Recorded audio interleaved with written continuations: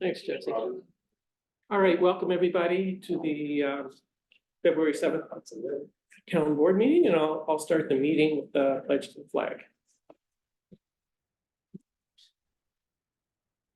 I pledge allegiance to the flag of the United States of America, and to the republic which stands one nation.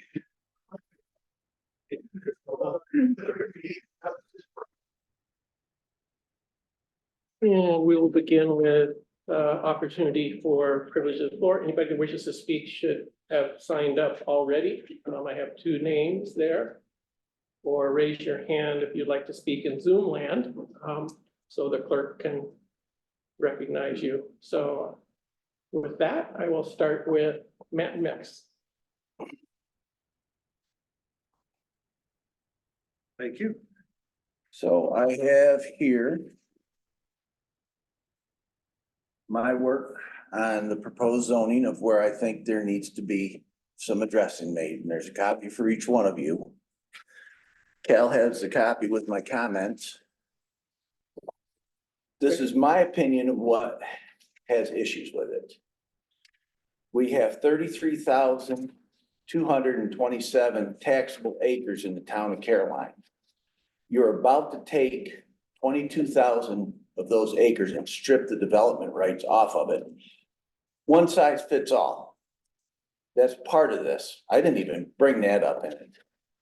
There are other comments about little things and too numerous to go into. But I implore you guys to really look at this. Cal has my comments on Post-it notes in there. If there are any questions, call me. Cal. Yes, I handed him a copy that I went through. I've read it twice. This is way over my head. But the easier stuff, because it's got too much legalese in it. That's what I know. That's what please look at it before you make your final decisions. I'll probably hang out a few minutes and then I'm going home. Okay, thank you, Matt. And next up, we have Frank Proto. For privilege of the floor. Privilege of the floor. Good evening. I'm not here to talk about zoning. Can you speak up, please? I want to hear you. I said I'm not here to talk about zoning. I'm here to weigh in on the discussion regarding the voting place in Caroline Center. When I was chair of the Human Rights Commission for 7 or 8 years before I became a legislator, we did all the curb cuts in the city of Ithaca. We put up all of the signs for disabled and handicapped. We provided an awful lot of new ramp stuff. One of the constraints on that site that I heard about was accessibility. There is money around.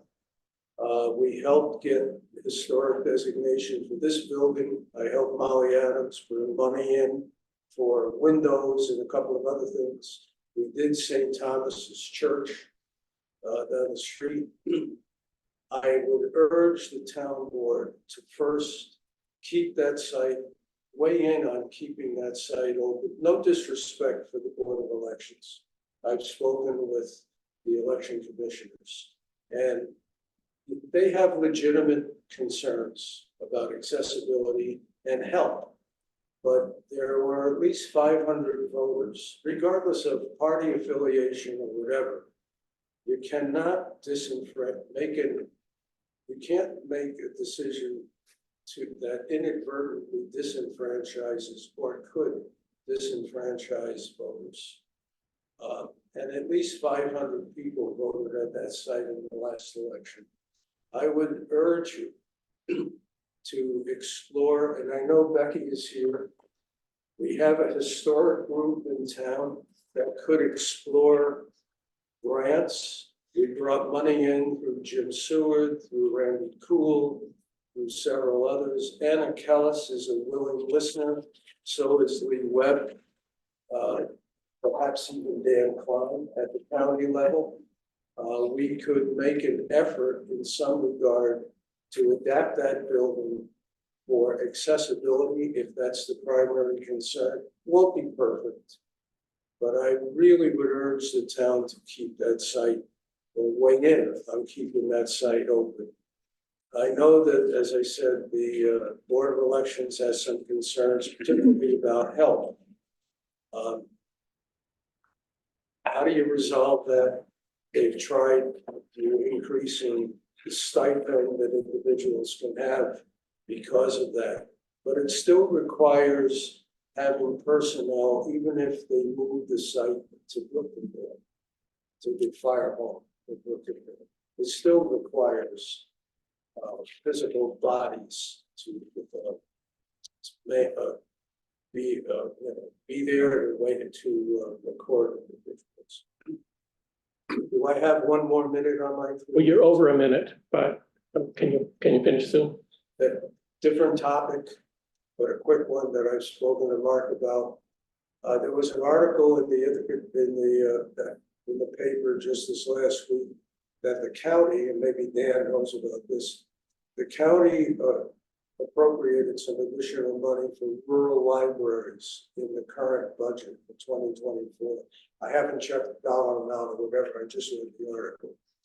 When I chaired the committee that started all of the reading rooms to make up for the loss of the bookmobile, we established 4 reading rooms: Lansing, Enfield, Danby, and Caroline. And we worked our buns off with different individuals in each community. I would really urge you, this postcard that we all received from the county, which was a very nice, left off all of the reading rooms as access points that the public could access through computers to see what county services were available. We were omitted from being listed here. And I'll call Dominic, who's our county information person, and get a little more information. But if there's money available, when we set those reading rooms up, it was with the intention of providing communication capability for residents who didn't have computer access or poor computer access. If there's funding available, it doesn't have to be much. I know Mark was telling me that you pay something for the reading room now, but there may be a couple of bucks that the county would spring for to provide the communications that are listed on this card. We all received these, I right? never got one. When did it come? It came towards the end of last year, Mark. You said you got it too. I don't remember exactly when It it came. was at the end of 2023. But I would suggest that perhaps the town board might consider pursuing that as well. On the Caroline Church, if I can be of any help with that, I'd be happy to help out, because we were successful in that regard. Thank you for letting me go over. Sorry. Thank you, Frank. And we'll be discussing it later, so. Yeah. Great, thanks. I think that's all we have for privilege of the floor tonight. So we have some reading to do. But I keep this. And I keep this right here. with that, I will start into the meeting agenda with our first discussion item, and that is the broadband feasibility study that Hunt Engineering Ryan has done for us over much of the past year.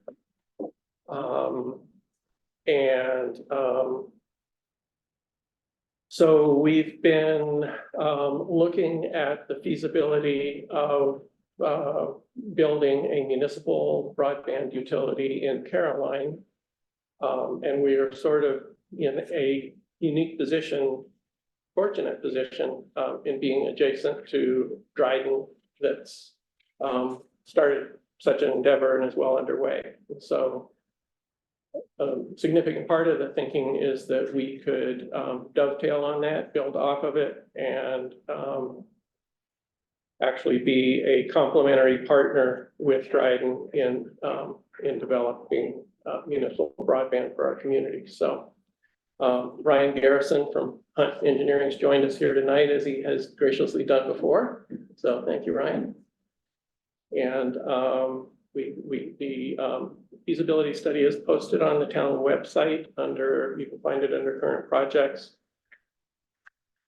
So we have the feasibility study in hand, and a part of that feasibility study started with a survey of town residents about their broadband service and satisfaction with it, their interest in having a municipal broadband opportunity or having that option. So, and the study summarizes the results of that. And that I would say, I'll just cut to the chase. You know, there was widespread, a lot of respondents, like 98% said they would be interested in such an option, learning about it. So with that, I guess I will, Ryan, would you want to offer any comments? Just the recent developments of a couple. Okay. It's a little bit unfortunate because you guys have the report now and, we're looking at it, reviewing it.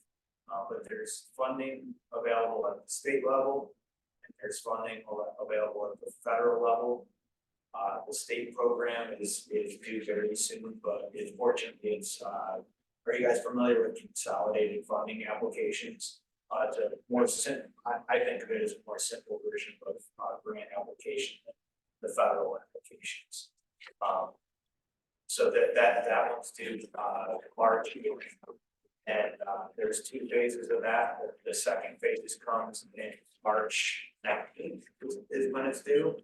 But they're gonna, the way that they did a webinar, they described this, there's also a third phase, but they don't think that they're gonna get to the third phase of money, which makes me think you're probably gonna want to be on the front end of this. So timing wise, this is a one-time, the state is a one-time grant where that's really the infrastructure money that you heard about from feds that get down to the state. And then the second opportunity is USDA Reconnect, where there's a couple of different versions of that, and they have not yet announced the funding dates and all the details. Although they do this every year, so we know pretty much what the framework of that grant is going to be like. And they say they're going to announce it at the end of February, which would mean usually it's due 45 days out from that, so that puts us mid-April. The 90 what they call 100% grant, which is really 75-25% cost share on the whole grant. Those are oversubscribed usually and very competitive. They have another version that's a 50-50 grant loan combination that's less competitive and more. They awarded everybody last year and they can't guarantee anything this year, but they said that's the participation in that one versus the 100% grant. So and then with that 50% loan, you can do local share. Like some people bond for that whole 50% and never take the loan. That was what the USDA field rep was describing to us. So there's 2 opportunities and a couple of different ways to do the second opportunity. But the state opportunity is really called the Municipal Infrastructure Program.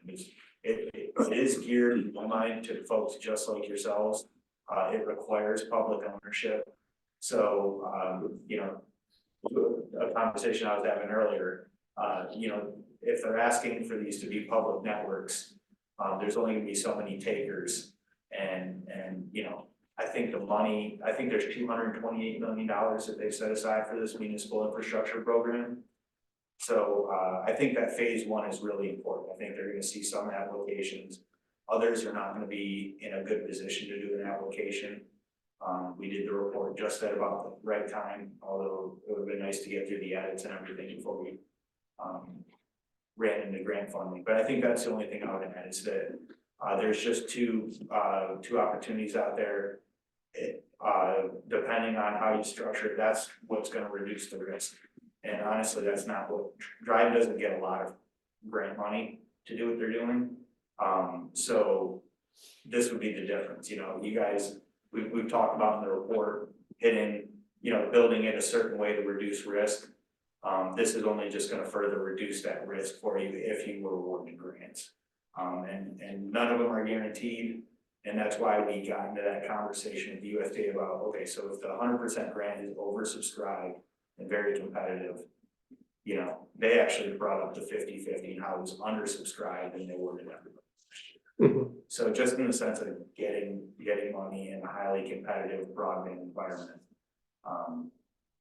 you know, that could be a good option too. But that's kind of for the board to chew on and decide if that's something that you guys are interested in doing.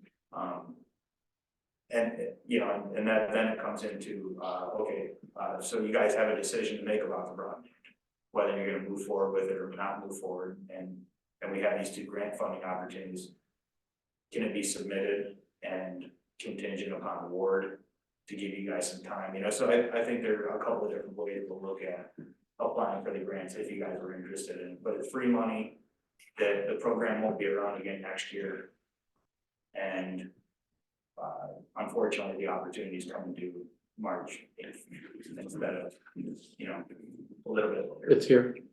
Will it not be available next year because they aren't sure about the reauthorization of the farm bill through the USDA, which as I understand it is where the whole money stream is.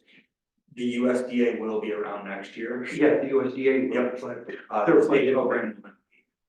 The state program is a one-time chunk of money through the Infrastructure Act, okay, and I think they got $1 billion. whatever that is. And then it ended up being 228 for this municipal program, and then 600 for Okay. rural. Yeah. But then after that, no loss until another big federal bill is passed, or a state bill. So for the funding application, then you're suggesting that we could apply and our decision could be contingent upon the results of that application? Yeah, I mean, I've definitely seen towns do that. Yeah. And then when Mark talks about combining with driving, we had a phone call today, and honestly, this probably benefits you guys a little bit more than them. However, there are some benefits. I agree. Yeah, there's a few teeth at this point, but that going in with them, they have a lot of established things that'll look really good on the application. So going in, and the state at least has said, we prefer you to partner with others, you know, because I think they're thinking we don't have enough money to cover all. So partner together and try to do more with less. And I think that's exactly what we're trying to do with driving. So our next step, you know, and this isn't any kind of commitment to it, is to call the state and kind of give them a rundown of what we're thinking is an arrangement of the application, see what they feel about it, and if they're positive about it, I think we definitely, you know, that's a really good option to pursue. Because anytime the state, or, you know, since the creation of this office that does broadband, anytime they're positive about things, that's really good, you know, usually they're negative about things, so. But, you know, if they're asking for cooperation, and give it to them. Yeah. It's just gonna be a positive. I want to say the governor's representative gave me a heads up about the Reconnect program a couple times, so they're aware of what we've been thinking about and are supportive of that. I should mention that there's an intersecting dynamic going on. So, and Dan's here that he can clarify if I misstate it, but so the county has put in an RFP and is considering or is looking at contracts for providers to serve the unserved addresses in Tompkins County. And so at some point, what they need to know, So they're aware of what Dryden and Caroline are interested in doing.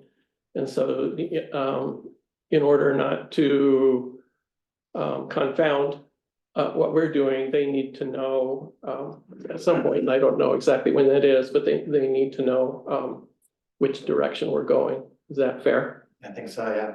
Yeah. So can I ask a follow-up question? I guess sure to Dan in relationship to this, and it's just, I don't know the answer to this, but were we to go in this direction, does that cut us off completely from county funding support vis-a-vis the same program?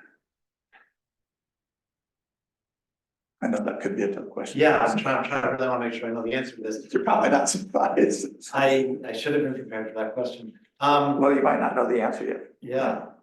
I think the answer is that we would not be eligible for money. Because we're ready to do this plan within a month or 2 months to announce it and to roll, to say this is what the plan is. And that's why we do need to know from Caroline whether you want us to leave you alone so you can develop your municipal broadband, or whether you would like us to include you in the county-wide project. Can I ask another question, Dan? Can you? I can hear you. Does the county, will the county arrangement with whoever is selected have a requirement regarding the time schedule of implementation? Yes. Do we know what that is? No, we, like everybody else, is interested in making this happen as quickly as possible, right? So, there will be some end date on it, and, this is a real general statement, but based on the response we've got to the RFP, we're looking at like a 2 to 3 year time window. That's what it looks like. By the time everything could be completed. Does that answer your question? Yeah. I have a question. Go ahead. I'm sorry if this is a stupid question or whatever, but the concept of like, is it unserved? It's like for unserved. So in other words, if, let's say where I live, I have Frontier, but I want a better service. Would I be eligible for this countywide program? So is Frontier like a DSL or is it a fiber? It's a DSL, I think. Please, let's follow up on this tomorrow, but I'm pretty sure what we mean by broadband and high speed is fiber. Okay, so you're saying, There's a specific threshold that that the state and the federal government talk about with unserved and underserved. yeah, That's Unserved yeah, is 25 megabytes per second download by 3 megabytes per second upload. If you have Frontier DSL, yeah, you probably get in the single digits of the TVs. Yeah, you don't have that. Yeah, okay, and then underserved yeah, is a much bigger category. I think that's like anything less than 100 megabytes per second download and 20 or 10 megabytes per second upload. Which is a pretty high threshold, but you don't see a lot of people in between. You see a lot of unserved, very few underserved. okay. So that would be unserved. And then there's also another vendor. Can I use names? I don't know, is that bad? George. No, Clarity Connect, I don't know what their thing is, but they've been delivering, for a few people anyway, poor service. Like they don't respond to phone calls and they don't, and so how does that go? I mean, I don't know what their speeds are compared to. So I guess what I'm saying is I'm just not clear on what unserved and underserved means compared to our That program, service would not be included in that definition, right? If you, I guess, let me ask you this, but are you saying if you have Clarity Connect, Right, are you considered served or unserved? right. We're considered unserved. Yeah. She's my neighbor. Okay, is it what, is We it, both have Frontier. Yeah, and we'd both be considered unserved, Okay, because we've But- got like 6 download and But 1 upload. up There you until recently, I had Clarity Connect. yep, did they have a wire to your house or was it a wire? It's an antenna. Yeah, so that is probably unserved. Okay, I would go for unserved on that one. When they do fiber, they're considered you're considered. Okay, so actually, yeah, so like this, I mean, not very many people in Caroline have fiber, right? No, but what they do has, they have coaxial cables, so Charter or Spectrum. And Spectrum can meet these. But not very many people, right? Is it just kind of along the main road or? Well, there's what's promised and there's what's delivered. Yeah, I can't remember exactly how many unserved addresses you have in the town, Okay, but I would say it's around 100 or something like that. Yeah, I think that's right. I'll get it. But that came out in the county. okay, but that doesn't seem like very many compared to how many people there actually Mhm. are. Right, So, Hundred households. right, but so the county program would just be basically serving those 100 people. And whereas the municipal program would be theoretically serving everybody. That's a way to put it? yes, Yes. Okay. Just to be clear, when you say the municipal program, your program or the Yeah. grant that? yeah, Our program. Yes. Okay, maybe a portion of the. A portion, yeah. Okay, so it's the difference between Right. 100 and what, 1,000, 1,400? I'm just yeah, wondering. so just to, I mean, and so what this part of the county's initiative is a part, it's not the same animal, so it's a part of the solution.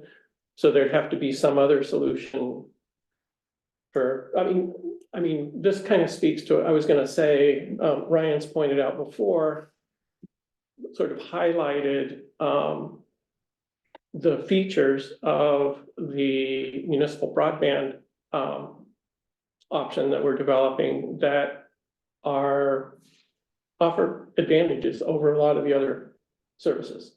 So it's the symmetrical 400 up, down, and the passive optical network. Well, that, I also think just, control, the network gets controlled here. Yeah. If something, you don't like something about it, it's not dealing with, a private ISP or anyone else, it's you guys determining that, you make the decision and the subcontractors leave out and carry out. Yeah. And I don't mean to say that like understand, what solution the county is considering. But I think just in the general sense of why the municipal network is specifically located and controlled here in Caroline is important, is because you guys can make some of these decisions. You don't think your speeds are fast enough, you guys can do something about it. If you think your prices are too high and the business plan allows for you guys to lower them, that's your choice. I think that's the big advantage. Yeah.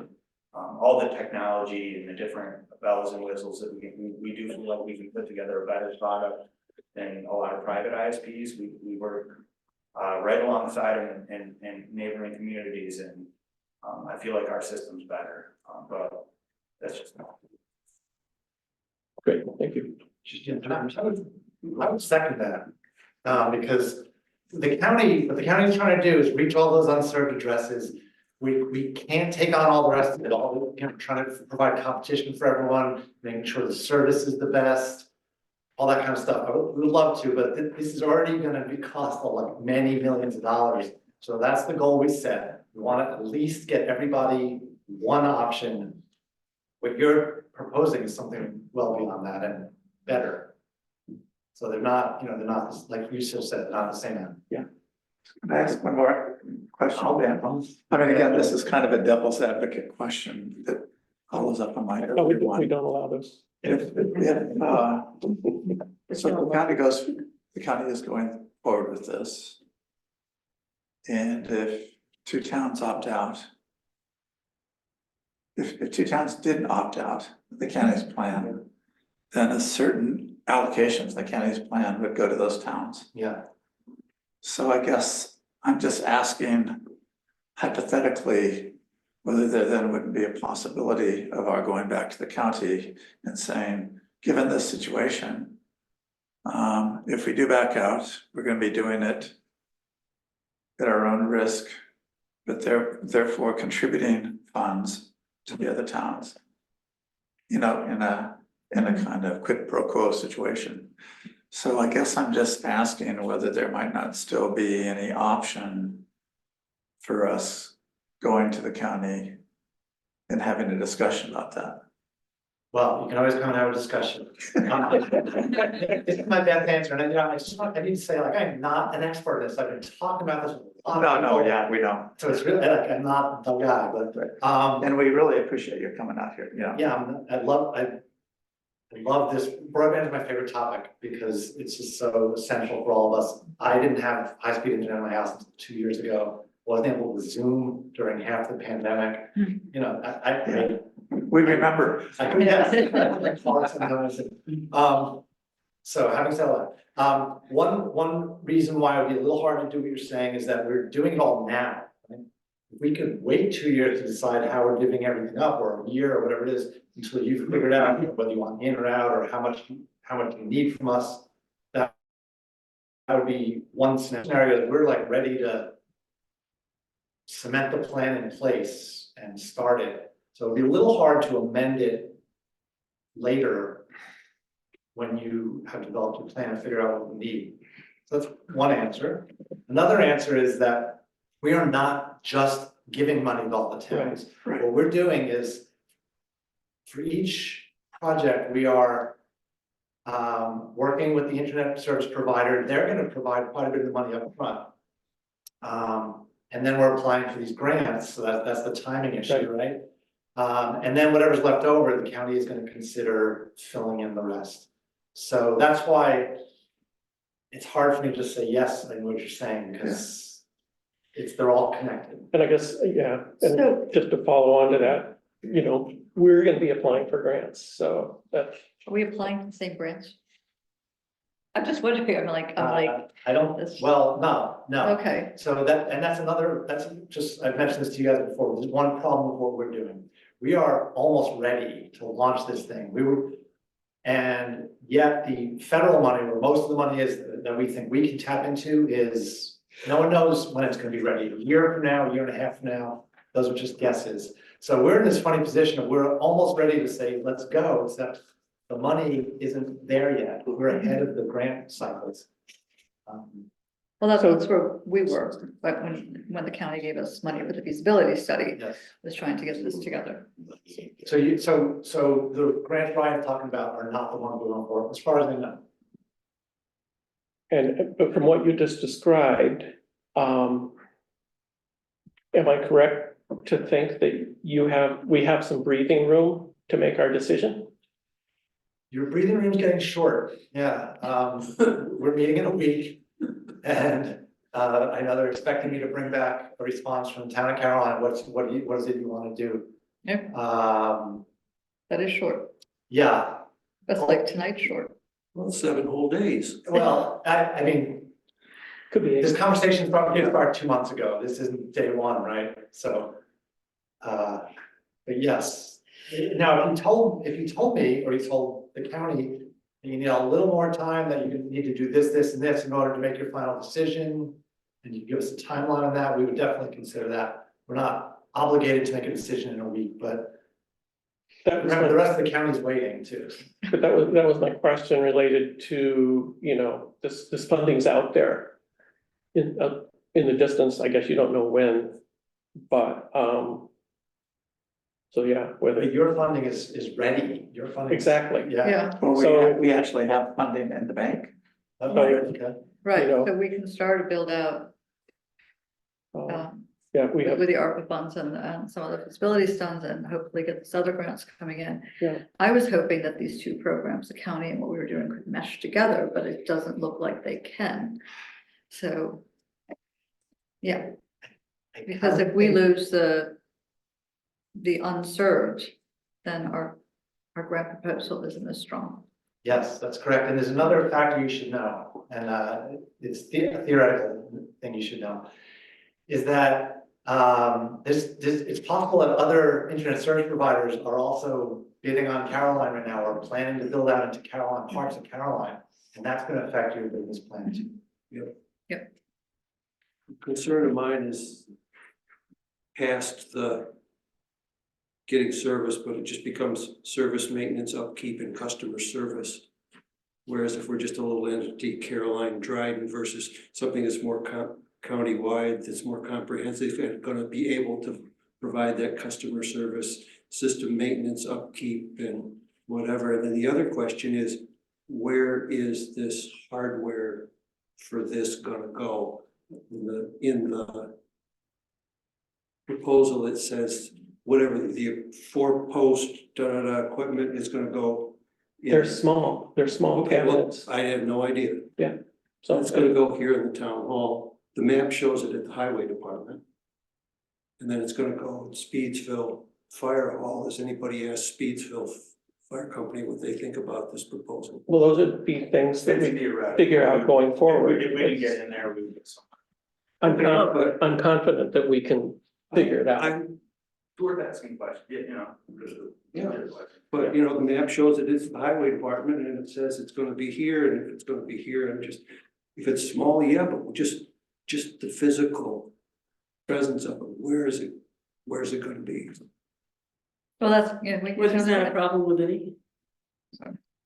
Any is- I think it is. Yeah, so. So Wait, what is, that was in the PowerPoint, right? That yeah, Ryan showed us, that these are, these are like little storage unit type things. They're really.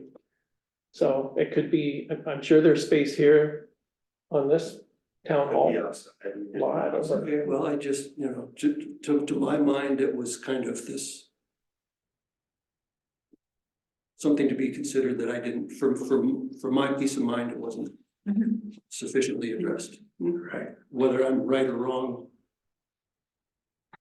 I think that I think to your first point about upkeep and maintenance, I think the first question, you gotta ask anybody who's proposing to put in a network is how many cabinets? The type of network we're putting in is a PON network. Without getting too much into that, it allows you to have less cabinets, less equipment locations, less points of failure. What you need to be careful of is point-to-point networks. So if you have 288 houses out in one direction, you gotta run 288 fibers. right? Sounds good. If a tree falls in the woods, Somebody that's hears it, 288, that's not 40. Yeah. So compared to our, network. So okay, so I think part of your concerns with regards to maintenance and upkeep, that part of it's the solution that we selected. And then for customer service, we've got a really good company to work with. Dryden already contracts with them and they provide 24/7, which is actually Mhm. a little bit better than what you see from some of the other local providers. Okay. So these questions all came up. And we hit them head on because we knew that this wasn't gonna work if we just dismissed concerns and didn't address them. So number one thing is how can we not do 40 cabinets? That was the first thing, because there was a company that was kind of talking to us about doing that in Dryden. We were like, I don't know who's gonna manage the 40 cabinets, but it's not gonna be us. Yeah. And then the customer service that they are. And that's kind of twofold, you can always get a nice person on the phone 24/7, but. Who's the guy showing up, a person showing Or up, yeah, well, are you gonna get the job? That's the truck roll or whatever. dependable and all that. Well, that's kind of my question about, since we don't know who the provider is gonna be, right? I mean, you've got, people are bidding on it, we don't know what their level of service is really gonna be. So Dan, am I right that it might not be one provider? Is that correct? So we split it into every town, so within any town, it would be one provider. Okay. Or one provider might cover 6 towns or 8 towns. Yeah. As far as the service, we asked all the bidders about service. So it's a factor, but it's not the only factor, and we're not really in a position to enforce if they said they were gonna do something, we can't do that level of thing, but so all I wanna say is we did ask about levels of service, and that, of course, that's important, it's just not the only factor. I mean, I feel a little bit burnt by levels of service that I've received in my. And so, yeah, it's great, they can say they're gonna do it, but if they don't, then we're kind of stuck depending on this other provider, right? That, Yes. so anyway, that. Right, Yes, that's my can I concern ask about a not even question? knowing who they might be. Can I ask another question about timetable? Regarding these grants, so what would the expected timetable be? Let's say if we were to win the 50-50 grant of turnaround to delivery of the funds, what are they talking about, you know? Turnaround, so from when you get awarded Yeah, to, okay, so USDA region, my God, this isn't fun. So the first one we were ever awarded, they made the announcement probably a year after we applied. And it probably took another 6 months to get the contract in place and everything approved by the USDA.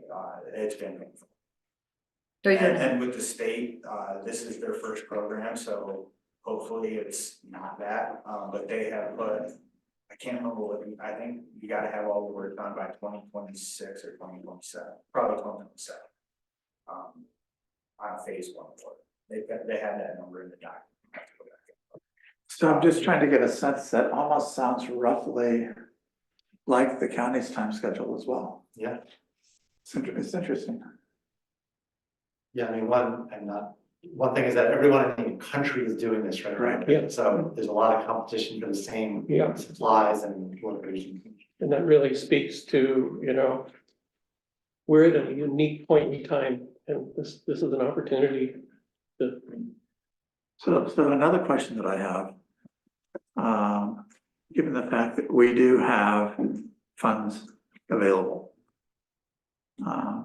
not huge amount, but I guess, what is it now, roughly? well, we have our, what is, I think it's 368,000 ARPA plus the 132. So roughly, County.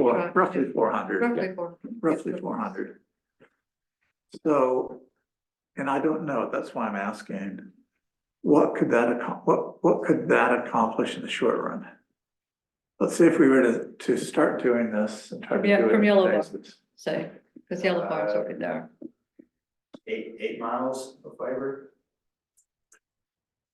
And I would strategically do that to see the biggest return on your investment, right?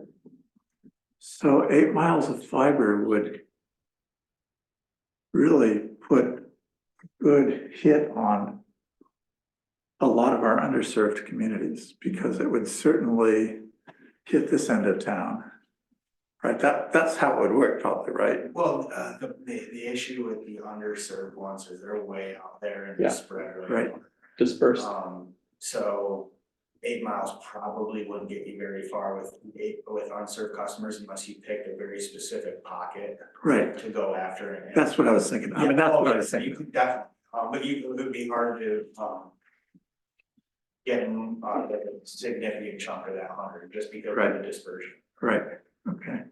A little Now, I'm bit- just trying to think about all of these different options. If we did that though, wouldn't we want to be doing a sort of practical strategic build out from Dryden, and that would sort of determine where we'd want to go? Yep. Dryden's, next phase is in the southern area of Dryden, the northern part of Caroline. So I would negotiate with them to find out how far they're gonna build, where you guys have to build to, and if that can be right at the border, that'd be ideal. And then bring it to the town hall, because you have to set up your equipment locations and try to do that where you're gonna pass as many people along the way. And the only reason, I know it's might not be all the underserved people, but doing it that way is really gonna reduce your risk and allow you to get out to those unserved people. I think the biggest thing in the beginning is that commitment to go get those folks, because in Dryden, we did it a different way because the village kind of had easement issues that we couldn't get past, and pole issues also. But we really would have gone into the village of Dryden first to get that customer base so that we can work on rural moving forward, because getting that, unfortunately, that's how, the business plan makes the most sense. I can only speak to statistic I know well, and that's my own. For $29.95 a month, I get basic DSL. And as far as I'm personally concerned, that's adequate. And I'm considered unserved. So if somebody in an office is sitting looking, well, says Cal Snow is unserved, well, that's I think it's very incorrect. There's teams and teams of people doing that. Just pouring over your address and determining whether they wanna go for funding for it or not.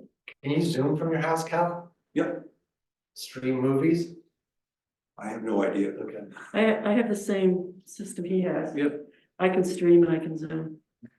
And yet, if I do the speed checker, like I say, it tells me I'm getting 6, 6.5, and 1. So Yeah. I'm just kind of going, I hear these, 300, 300, and I'm going, well, we don't have 6 people in our household that want to watch 6 different movies at the same time. Yeah. And I'm sorry, I don't feel we need to provide that service. But on the other hand, my neighbor is unable to hook up to my system. And my other neighbor is unable to hook up to my system. That's just so bizarre. But So, but that's the way it is, and it's like Yeah. we're, quarter of a mile apart. yeah, So, yeah, okay, I can speak for myself, but I can also speak for my neighbors who are really just dependent on a provider who has been being very unreliable over the past year, that will not return phone calls, that will even. we had, you and I we had an outage for 10 days there last summer.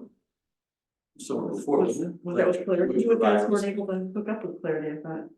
Whichever, but there was that one spell where we didn't have, well, whatever. Whatever, anyway, I personally, I have now, but I'm just living by myself and, I might wanna sell my house to somebody that does wanna watch several movies at once, or, has teenagers, or, I'm not gonna live there forever. Well, I mean, another consideration is that one of our constituencies that really needs the service is the business community. I've heard from some people and they just they can't run their businesses out of their house adequately because they don't have enough bandwidth. Right. And so I think that's a smaller pocket of people, but we're having a lot more people working at home. Yeah. Which I think for Caroline is probably maybe partially the future. Yeah. But it's just something to think about because these kinds of higher end services are necessary for anybody working on more than one platform at a time. Also, just to touch on that, we take almost 100% of business customers in Dryden. I think part of it is because our price point is a little bit too low. But we provide some of the same services as like a Spectrum.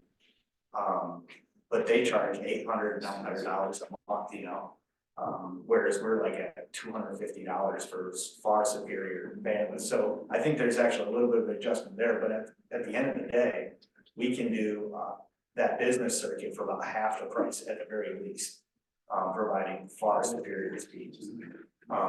That's where we really shine to drive this businesses so far. The residents, it's harder to hook up people, and this is reflected in the report from Dryden to you guys. It's harder to hook up residential customers than it is businesses. They're harder to get a hold of. It's a life thing that people have to do to change a utility, and it's just a little bit harder. But businesses, they love it. How much of a bonus do you have to give to a customer to give them a switch? We don't give them any bonus. We've just got ones that switch. We get about a 20% turnover rate, basically about the dissatisfaction of the current provider. That's mostly what drives the switch. Do you have any other municipalities that's a comparable? Where you work with it? Comparable in terms of, Dryden was the first one out. So Okay. there are a couple other ones that we don't particularly work with. They have a much different structure that I couldn't. So it's really no comparison, yeah. No, I just- I don't know, I kind of think you should be looking to the future and, Exactly. what I get currently may not be appropriate for the future, and we may everybody may want faster Yeah. service in the future, and that's. And the other thing that's emphasized Think about that. in these grant opportunities is providing affordable internet. Mhm. And, this is really a way to do that. Yeah. It'll take effort on our part, but I think we should do it. What about if in 5 years, the federal government says everybody gets free Starlink courtesy of Of who, Elon Musk? Yeah. That ain't No, happening. I'm just being. They're dreaming. I could sell you in Arizona, I think. In Arizona? Yeah. But that's a great question. Satellite's always the first thing that brings, Starlink's pretty good. Yeah. It's better than some of the other satellite providers out there, but the investment in fiber is a good one. And I'll tell you what, it's a 40-year for just the physical fiber, no electronics and all that. The satellites and also the wireless that you were talking about with Clarity. Problem with that is, where's this money gonna come from every 5 years when you need to upgrade gear? And the same thing goes with the satellites. When they put those things up there, you gotta launch another rocket to upgrade your, to Wi-Fi 6. Yeah. So it's like, Where's the limit? it's not Plus, sustainable. there's too many, I think it's getting to be a problem of so many sets. Just an Little anecdote. space junk. Yeah. Okay, you can't see. We were driving on White Church Road one evening, towards dusk, and I was told that's what we saw. There was a line Oh, it's cool. of lights up, and other people have seen it. Yeah, You saw it at my house, we've seen it 3, Oh, 4 really? times. they're common. Yeah. It's just, and if you get directly underneath it, just as it disappears, it's individual lights instead of a train. Huh. Which one is it, which direction does it go? It was coming this direction. Yeah. And it was coming from west to West to east. east. So I have a Yeah, I question. thought they- How many miles in the town of Caroline of this fiber optic would do the whole town? Great question. It's in the report. I wanna say 70 some miles. I 72 miles of highway, so I said 72. Yeah. Simple math, that's $4 million right there to put this in. If you get a 50% cost share, town's gotta come up with 2 million. I mean, and Chunk change. chump change, yeah, Oh, well, I know, that's a lot less than the highway building. but on the other side of that, you've got how many people are gonna sign up for it Exactly. and all that, and I mean, That's the trick right there. Yeah. So Ryan That's- did do that cash flow analysis for us. So And so 50%, 100% grant, that's kind of the thing is you're at this unique point where, driving to kick it off, we're talking about bonding. So just seeing these opportunities pop up, that's why they seem like attractive to us. And also because they've made this switch at the federal and state level to publicly owned, which fits what Caroline's doing. But really, they're pushing that. That's coming. but you're talking from one of the few residents in the town who is computer illiterate, totally. I'll say that. My wife, oh yes, it took me a year to learn how to punch in the computer at work in order to put my time. You know from this cell phone, I know that. I barely, I can call and I can take a photo with it and I can text and that's it. And I understand that more people will be using this over the time. But if you can only get 50% of the residents to sign up for it, you've got a big out chunk of money. You've got an infrastructure that you've got to maintain with a certain amount of money coming in. That's a lot of money to talk about putting your neck out for, either as a 50-50 or a 75% cost share. that's all what we'd be thinking about. So. Yeah. I just wanna see, do people have more questions for Ryan or Dan? It's a big step for this town. Sorry? It's a big step for this town. Yeah. Yeah, and I will say that the feasibility study does address like they coming in and going out and how. When. My wife downloaded a copy of it and brought it home for me today to Oh, read. okay. You've got some So reading. I have this thing here set at my house that she handed to me tonight. So I will read through it. Mark, can I look at that for a minute? That's not it. Oh, that's not it, okay.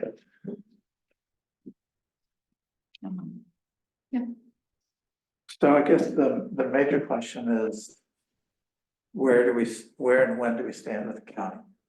And that's the only decision. Well, we have to make two decisions quickly.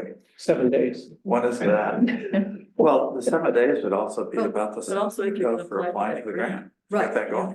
So, yeah, we're getting that. The close. grant Yeah. is due March 19th, so. Yeah. Go ahead and apply for the grants. That's true. Yeah, I am bullish on, I'd like to apply for the grant. Yeah. And I think that's a decision that we probably should make tonight. Right.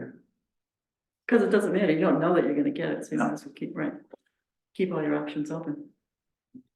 We hope we'll get it, yeah. So, So the New York and the USDA one. Yes. is that your thinking, Ryan? We would submit for both?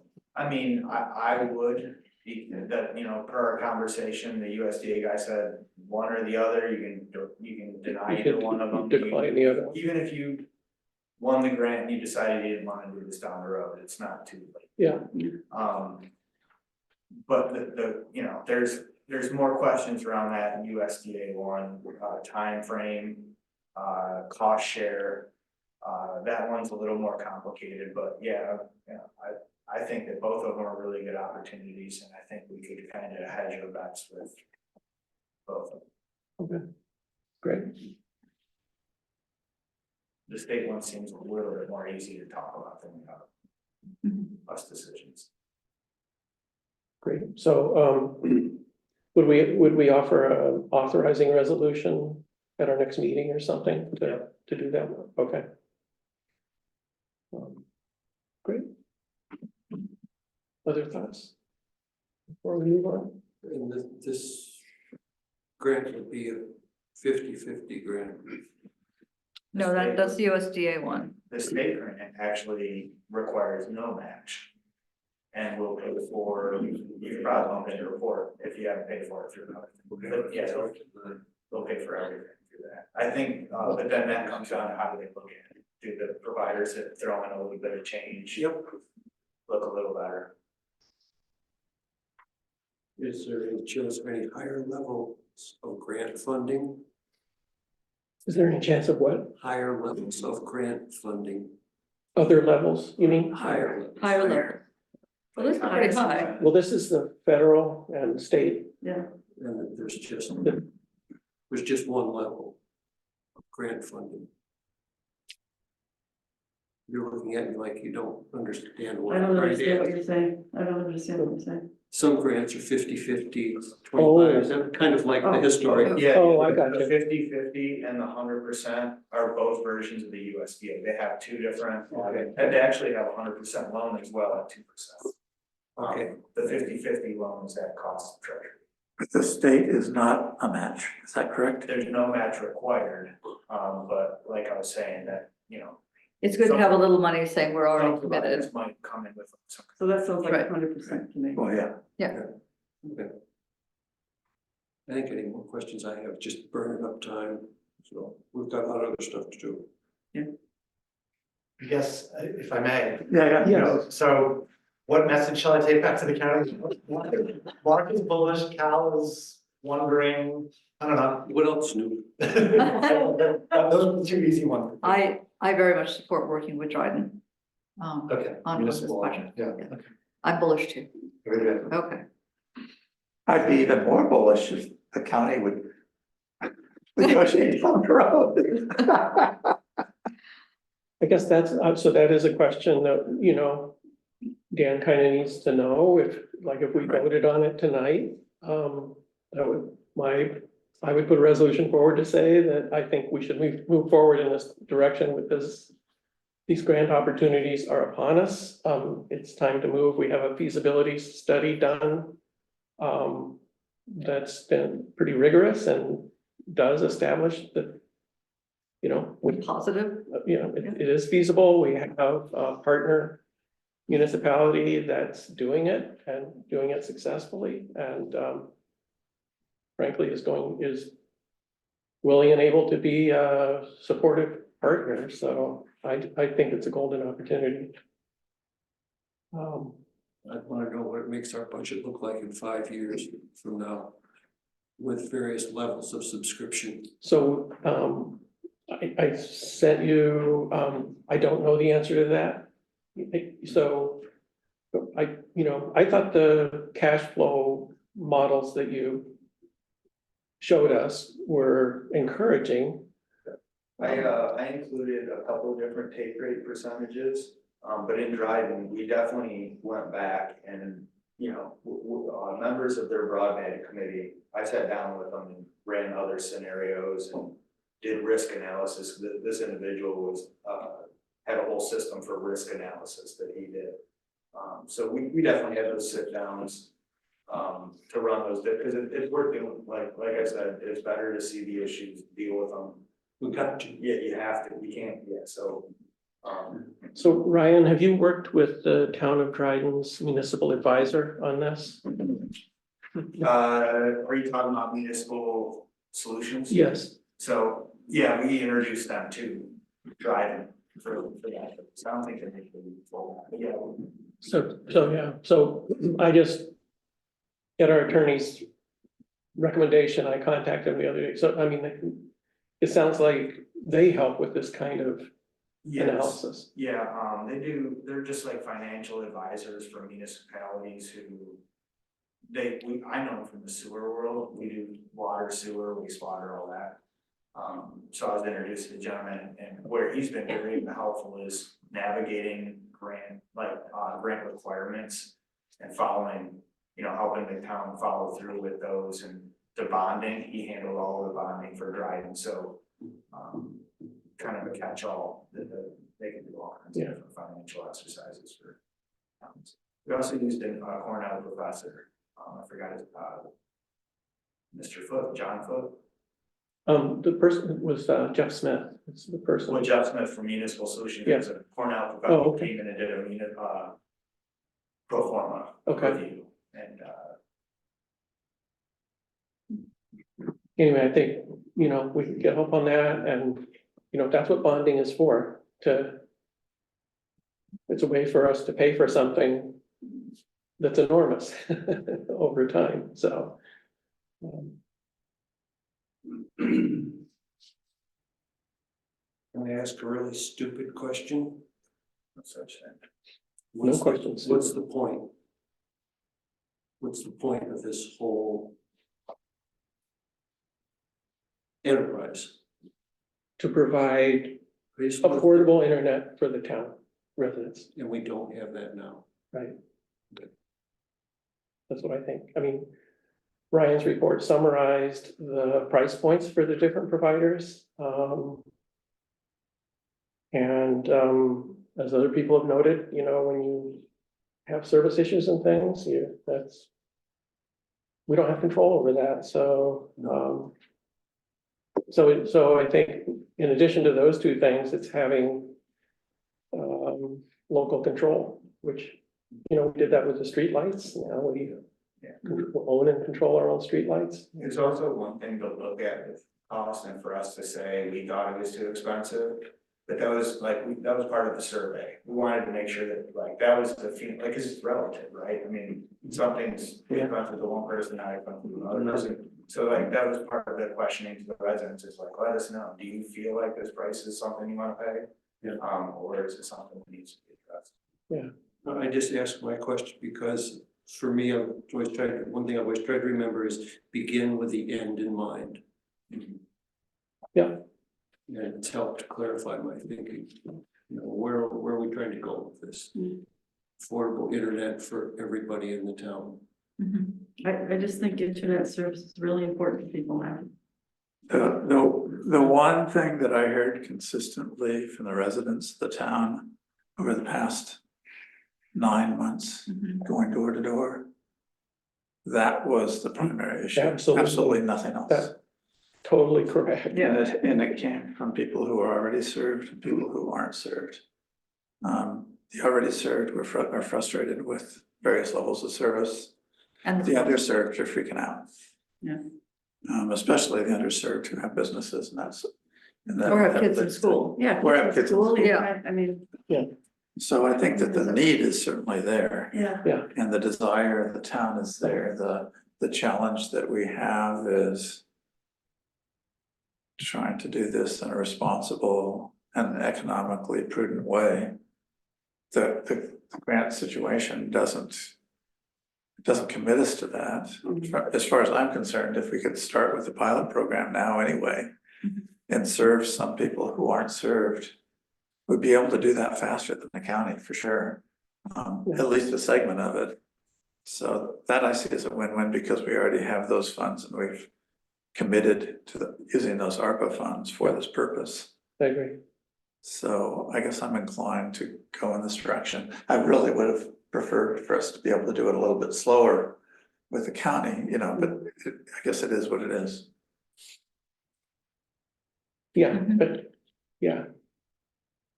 But what the county's doing is something different, It's right? different, So- yeah, it's different. So from this discussion, just to answer Dan's question that we just had, starting with Cal's question and clarifying question and all around. Is there agreement that, that we wish to move forward with, putting grant applications in for the municipal broadband project and doing, and applying our efforts to partial build out? I agree, I think we should. Yes. Yes. No pressure. Michelle? Great. Yeah, I'll go along with, You're reserved though, yeah, but. like, because you're worried about the cost. I have two. Yeah, I suppose. So, That's why we need the grant money. That's why we need the grant. Yeah. yeah, And I would assume that it would be in our interest for these grants that we've already put aside substantial funds towards this project. Would that be a fair guess? What's the question? That having funds already set aside would give us some leverage in relationship to these grants. It always looks good. I mean, whether it's required by the grant or like in the state situation, it's just a bonus. Or you can call it working time kind of a thing. Yeah, I think it's only gonna add to the fact that you guys are putting skin in the game as well. And I think that says something. I would immediately. Great, yeah, I think we're in a strong position with the feasibility study and everything, so. Okay, great, thanks. I really, Bye. No.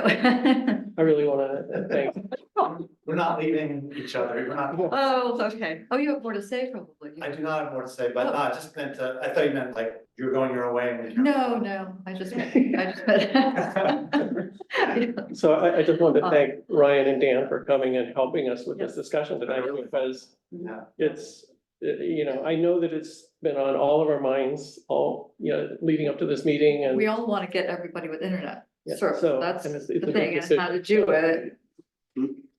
And not have them conflicting. I think it's important for the county to understand that we understand ourselves to be working in partnership with the county's goals Yes. and not a competition with the county, but No, there's So no. that's kind of what we were establishing, actually, we're not competing. yeah. And also, I just want to say, it's not the last conversation, right? It doesn't mean, Right. If you're going down the path here, something's not working out. Absolutely. Right. So Great. do we need to pass a Much resolution? appreciated. Excuse me? Do we need to pass a resolution? I don't, I could offer one, but, would that be helpful? Should we? Or we can just wait until the next meeting when we have the details of the resolution. Provide some language. Yeah. Yeah, We'll that would we'll be- sharpen one up for the Yeah. next meeting. I think that's good. So, Okay. anyway, thanks so much again. Yeah, really appreciate it. All right, so, I'll move on to the next item, which is the resolution of, I'll offer resolution of negative declaration of environmental impacts on the Caroline zoning law. And, Thank you. so, Safe drive. Yeah, we will. Thanks very much. see you, Ryan. Yeah. So, I guess I'll ask for a second on that. Seconded by Tim. And I think, it's very long, so it's out there. I'll just summarize to say we looked at part 2 form carefully last time. And so, I'll read the resolved, now therefore be it resolved by the town board of the town of Caroline, Tompkins County, that the town supervisor is authorized to execute and sign the full environmental assessment form, part 3. And that the town of Caroline Town Board hereby declares that adoption of the proposed local law number, whatever it is, of 2024, adopting a local law that establishes the town of Caroline zoning law as described herein will not have any potential significant adverse environmental impacts. And that the town board hereby makes a negative declaration regarding seeker 6 NYCRR part 617 and authorizes filing of such negative declaration, which is part 3 of the full environmental assessment form, and that the town board directs the town clerk to file a notice in the environmental notice bulletin according to seeker 6 NYCRR part 617 as required, and that's it. Whereupon this resolution was declared passed and adopted tonight by the town board of the town of Caroline.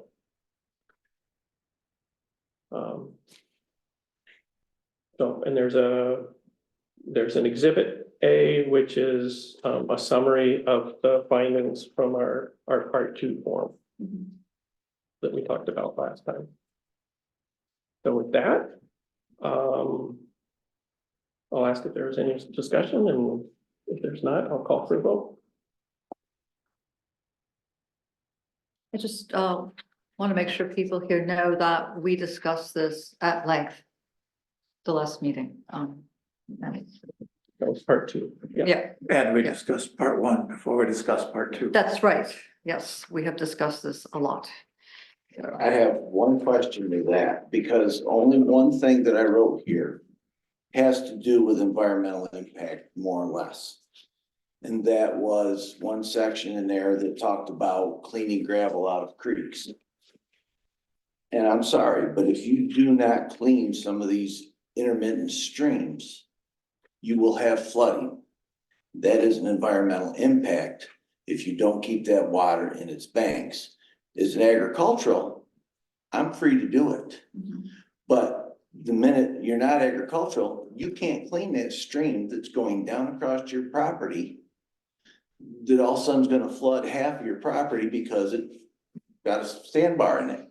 That's one of the little issues that I found in here that you need to really think about, because I can take you to a stream right tonight and say, there's a 200-foot section of this stream that needs to be cleaned by the landowner to protect his property, because I have a 10-acre field that I work for him that I can't get on most of the time, because every time you get a high water, it floods the field, the crop is lost because you can't feed moldy and dusty hay to animals. So Okay, you get my point, yeah, Yes, thank you. understood. Great. you know, so it's Thank you. little things. Thanks, Cal, I'm gonna try. Anyway, so point of order. So this is I want to keep the discussion with the board here. Computer. Okay, so I understand. So I'm calling a point of order for everyone. So this is. Seems like I'm always one who gets in trouble. Yeah.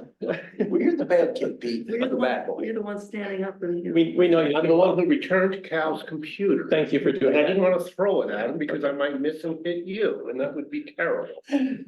Okay, so anyway, But your thing can be changed at any time So anyway. to get to the point, what the seeker analysis is focused on is whether or not the zoning law per se would cause substantial environmental harm. What the designations have come to and what we have come to determine is that it would not. This other issue is really a side issue, not pertaining to that. So I think I'm ready to take a vote. Yeah. I agree. I agree. That's well stated. Yeah, so, yeah, it's protective in general, so. So are we ready to vote? I'm ready. Sure. Okay, call for a vote. All in favor? Aye. Opposed? Great, thank you. All right, the next resolution I will offer is accepting the terms and conditions of the Old Town Hall Preservation Grant from the New York State Office of Parks, Recreation, and Historic Preservation. And let's see.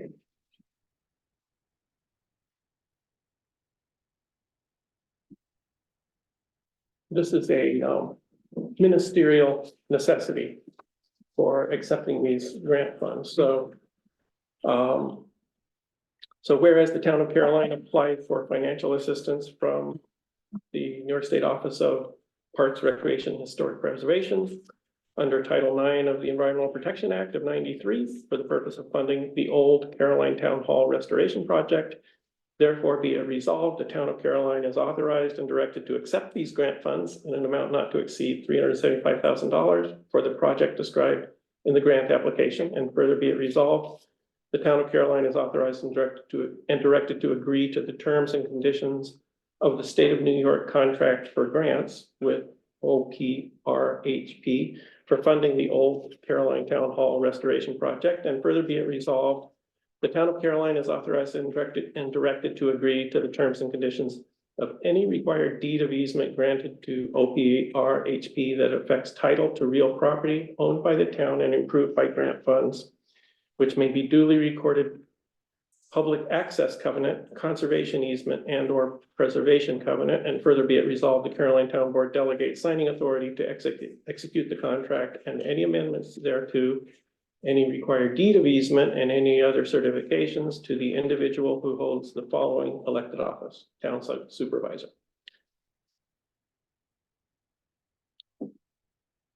Do I have a second? I'll second it. Seconded by Michelle. And it's followed by a certification language for Jesse. Is that a requirement of the state? Whatever certified true copy? Yeah, Okay. yeah, she actually pointed out that I needed to have it in there, so yeah.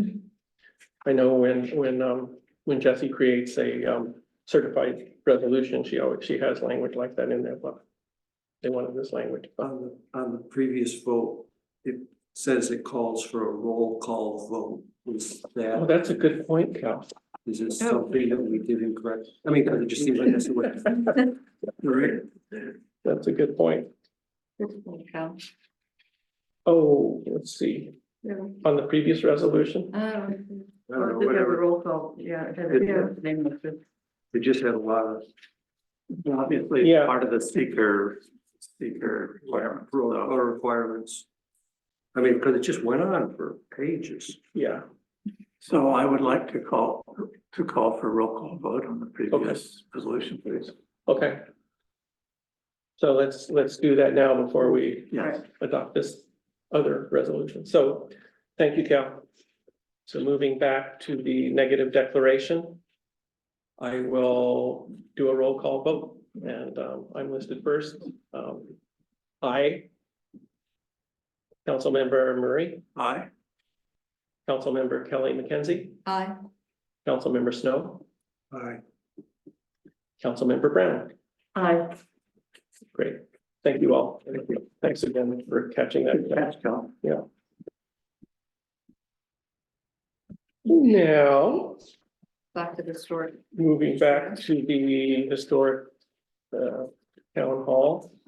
So I seconded it. It's seconded. We've discussed it. Any further questions? Should there be anything in it with the towns agreeing to a 50-50? Or does it need to be that separate? That's part of it. So the 375,000 is the state's part. Yeah. I I suppose if we went over, then we just gotta pony up the difference. Yeah, They will match us dollar for dollar up to that limit, right, exactly. so. That's right. I'm inclined to keep the language Yeah. the same since they fed me the language and that this is what's There you go. required, so. Great, okay. If there are no further questions, I'll call for a vote. All in favor, say aye. Aye. Aye. Aye, opposed? Great, that's unanimous. now return to the adoption of the battery energy storage systems local law. So I'll offer a resolution to adopt this law, I'll second it. seconded by Kate. And I'll read it. Whereas the town's planning board drafted a battery energy storage systems local law modeled after NYSERDA's template and with input from the town fire protection personnel. And whereas a public hearing was held on October 19th, 2023 to hear comments on this proposed local law. And whereas the Caroline Town Board has considered comments and recognizes that Governor Hochul assembled a fire safety working group in 2023 to study best systems, and that a report is forthcoming, therefore be it resolved. Caroline Town Board hereby adopts the Caroline Battery Energy Storage Systems local law, recognizing that amendment for additional fire safety measures may be warranted in the future. And any questions about that? We need a second. No, I I second think it. Kate seconded it, so it's been seconded, and the one point, they may just update the fire code, which would be already incorporated in the law, so we wouldn't need to make any amendment. I suspect that may be what happens, but What was the input from the town fire protection personnel? I think the planning board contacted them and discussed fire safety measures and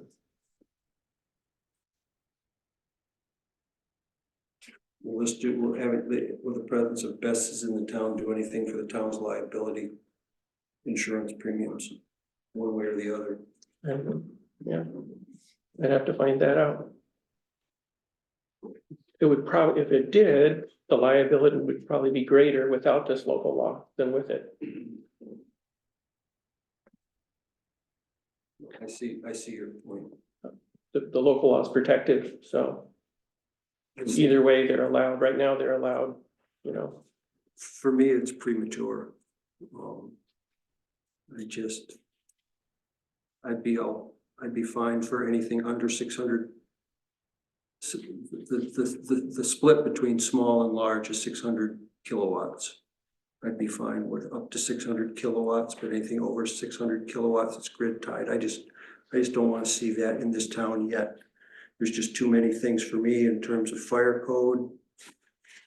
But well, just, But it can happen without this law. this is not allowing anything. This is regulating what could happen. So that would be a different local law. Is this the one that Will Lawrence worked on? Yes. I had a long discussion with Will about it the other day, and she says this really is the best you can do for protection at this point. And I trust her because that's her. Yeah, she knows it. Yes, and she says it really does offer. Cause I quizzed her about it. Okay, because you're part of the fire company. Yes. too, wouldn't- And I really am not in favor of one of these systems as a volunteer fireman until they get the technology and all that worked out a whole lot better so that you don't have the runaways. And it's pretty good now, but depending on the provider that puts the system in will be the difference in whether you have a utility that puts it in who has got the liability, where you have a transmission provider that puts it in that is looking out for the shareholder. And they will take cut the corners and stuff, and this, according to Will, covers the best part of that protection you can do right at this point. So are we trying to legislate on something that even has an infinitesimal chance of happening at this point? I don't see. You got something on the books as preventive at this point. Otherwise, they can just come in and say, we'd like to, and there's nothing to slow them down.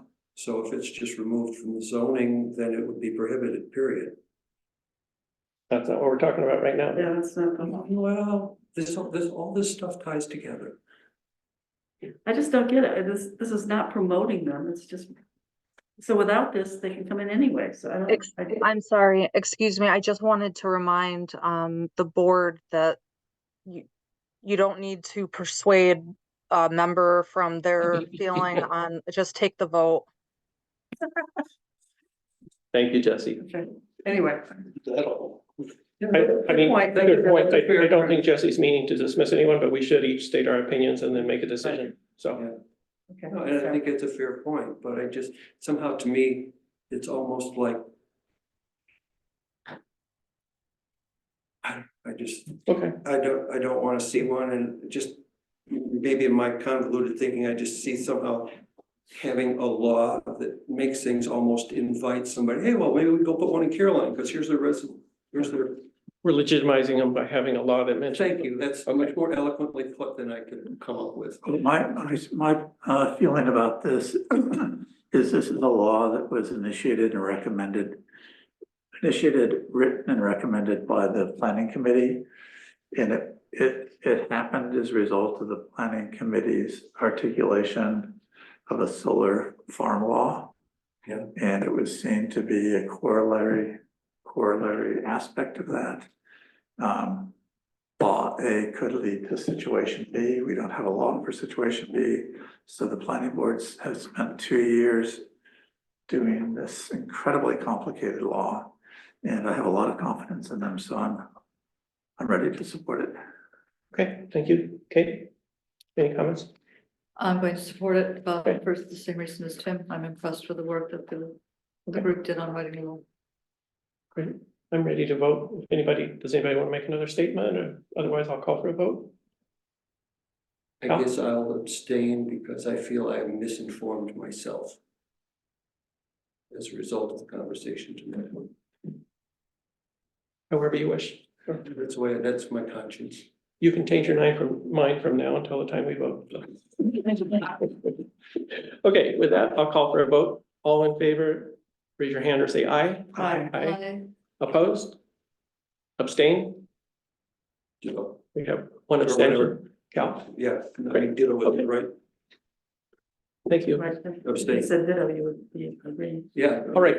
I realized something. I would like to skip now on the agenda to this discussion of single polling place for town of Caroline. Because I think there's some people here that are interested in that topic, and we're taking a while to get there. So I just want to start by saying this is not something that was put forward by the board. I don't think people understand or believe that, but I just want to clarify that the board hasn't developed this plan, but we are simply trying to help publicize it or make people aware of the Board of Elections. Good night, Dan. Thank you. Thanks so much. So anyway, we just wanted to make sure people understood why this decision is being considered. And Alana and Steve reached out to us to do that. I mentioned it last meeting in my supervisor's report. And kind of felt like that was a little understated, so we put it forward on the agenda tonight so people could read the letter from the commissioners and discuss this decision and consider it. So with that, I guess I will open up for board discussion.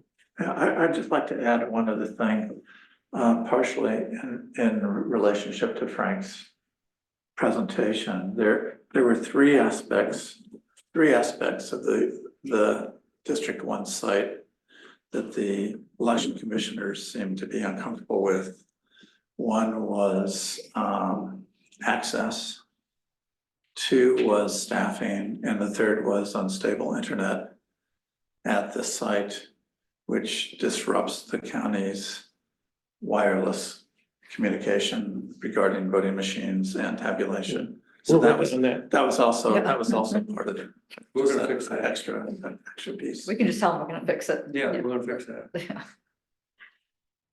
But yeah, And I personally agree that it'd be great if we were able to get grants to bring that facility up to code, but that's not in the immediate near future, and the election commission needs to move forward with this quickly.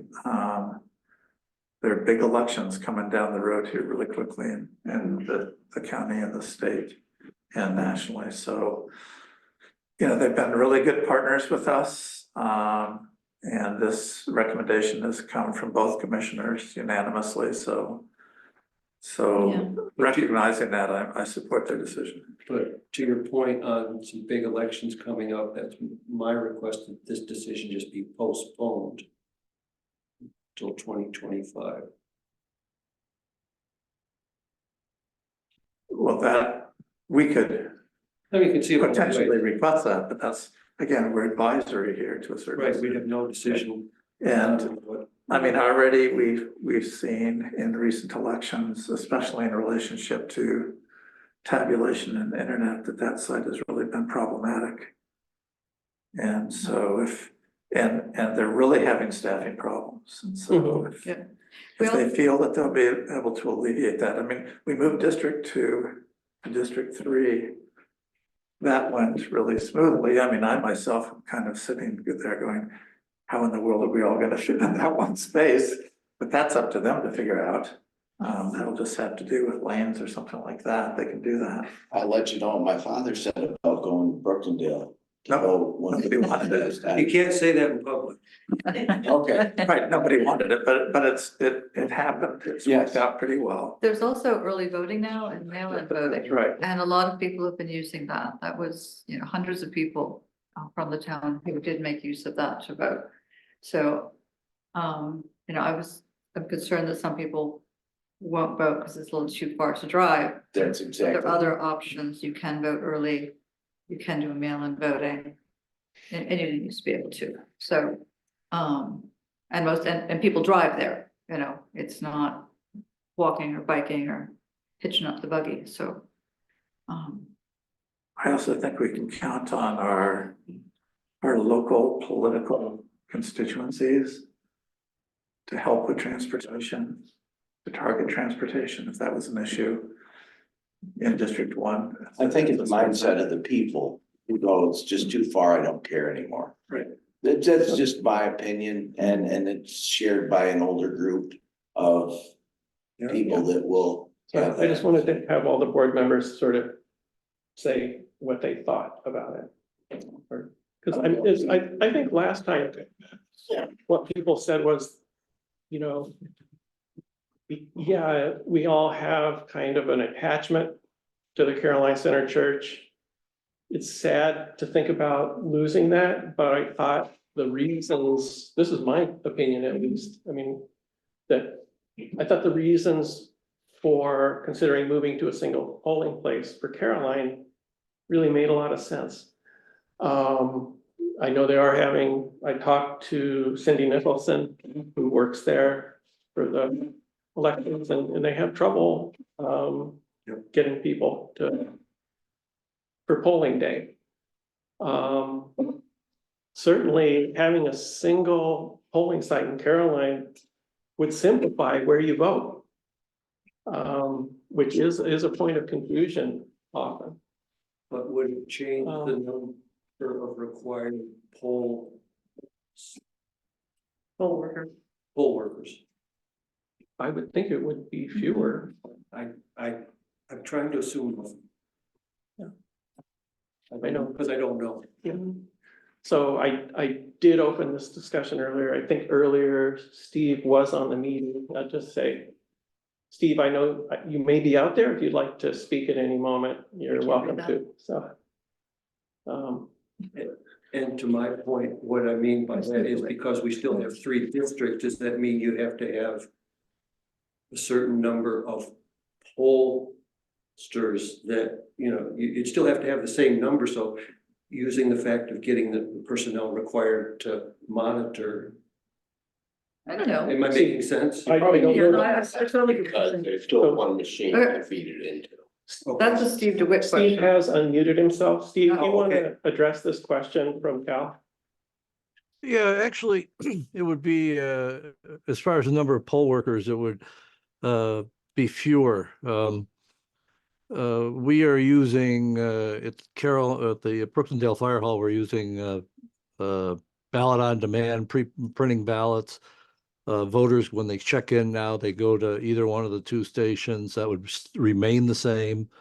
I can give you a case in point and how this is the new technology has helped is Dryden Fire Station. We have 4 election districts voting there, and we used to have 4 tables with 3 inspectors each and 2 poll site managers, 14 workers. We've been working that site now for 3 years now with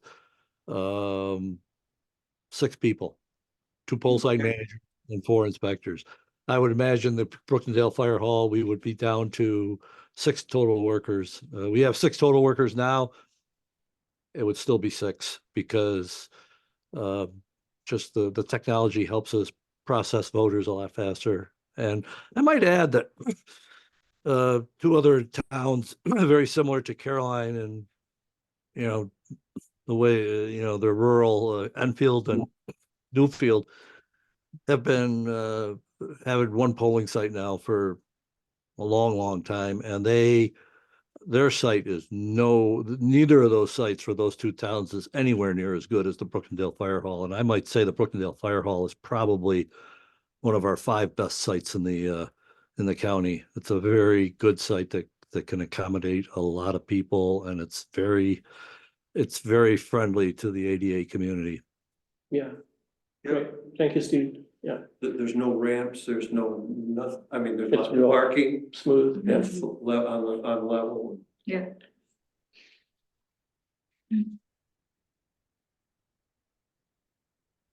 I guess I still stand by my feeling of pragmatic practicality. And yet there's still just the thing of tradition and here, you know. Yeah. Yeah. I mean, look, I I walked get down it. Yeah, to the spot. in your backyard. Yeah, Great.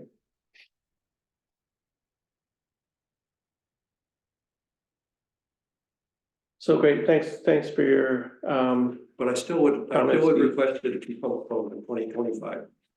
yeah, I mean, I would. I guess, yeah, I don't see the reason for that. We're I just want to 9. walk down there one last time. So please, Steve. Okay, there's the reason right there. So. Anyway. Selfishly. I don't know, I mean, we've got presidential election coming up this year and I can just see if, I can just hear somebody, I went to vote and it wasn't there and I don't know. Maybe I'm making all. On the other hand, you could say, Well, maybe what, I mean, they do send cards out about where you should vote and I know, maybe, but the Board of Elections could put signs up on the polling place, the Yeah. directions on where to go. I mean, I'm sure they it would. could go the other way, that somebody, you know, the internet goes out and they can't register the votes or whatever, and so, it slows down the whole reporting process. right, Yep. so, anyway. They can come up to my That's a good office point. and, That's a good point. well, they can go up to Steve's, I mean, it's only just a I mean, little. I love voting there, so you know, I'm totally on Yeah. your side, although I drive there, I don't walk down there, but, and I think it's too bad to lose that, but Yeah, there's just, the there's just that, practicalities of it. you know, I mean, we're talking about rural character and, you know, Well, we used to have the Brookendale Community Center. Now we have to go to a place with windows. yeah. no. And some of us used to vote right here. That's right. I remember when it was here. And Wetzel flew in and voted here. So I guess. 79. Oh, he went right out here, feel the skis on one day. Yeah. Voted. So Can we move on here? Yeah, let's- Yeah. I think we will. So, No, but it's nice just to sit around and kick this stuff around. yeah, well, you know, But anyway, we got work to get done. it is, yeah. So we have a full agenda still ahead of us. So,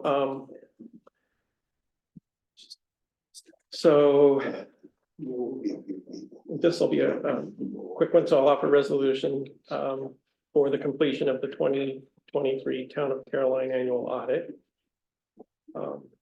Seconded by Cal.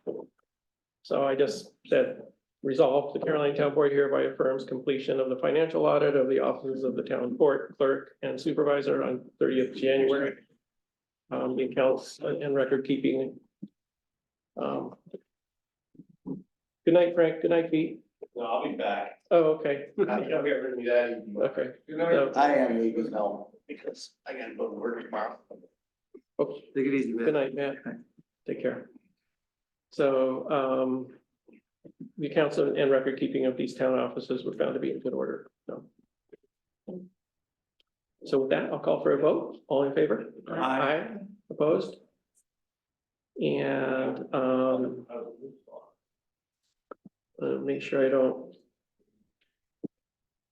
Okay, so now I have the discussion of the Association of Towns legislative agenda. So Is that on this? that's what was out here on the table, if anybody needs a hard copy. And typically what we do is we do round robin, you know, There's another one. we rotate amongst ourselves reading the resolutions. And then- Good night, thanks for coming. Good night, thank you.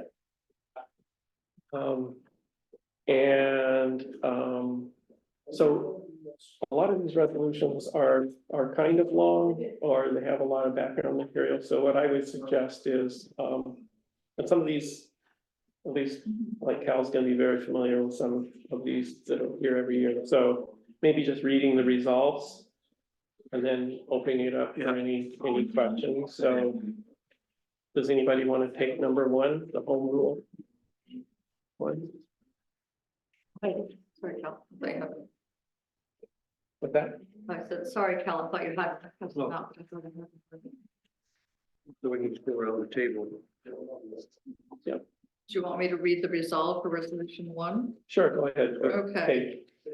Resolved that the Association of Towns calls on the governor and the state legislature to preserve and strengthen home rule, and be it further resolved that the Association of Towns will oppose any state or federal initiative that would weaken or eliminate New York's longstanding tradition of home rule and local government authority. Sounds good to me. Yeah, why don't we do these as a consent agenda Yeah, too? yeah. So, yeah, Yeah. I don't see any reason to oppose it, it's, since I'm to the left of Kate, I'll do the next one. Okay. So it's the resolution to support highway, bridge and transportation funding. This one's also kind of a no-brainer. Resolve the Association of Towns calls on the governor and the legislature to maintain support and increase funding for CHIPS, Pave New York, Bridge New York, Extreme Winter Recovery, POP, and other transportation funding in the 24-25 state budget, and to continue to provide stable and sustainable long-term funding for local infrastructure.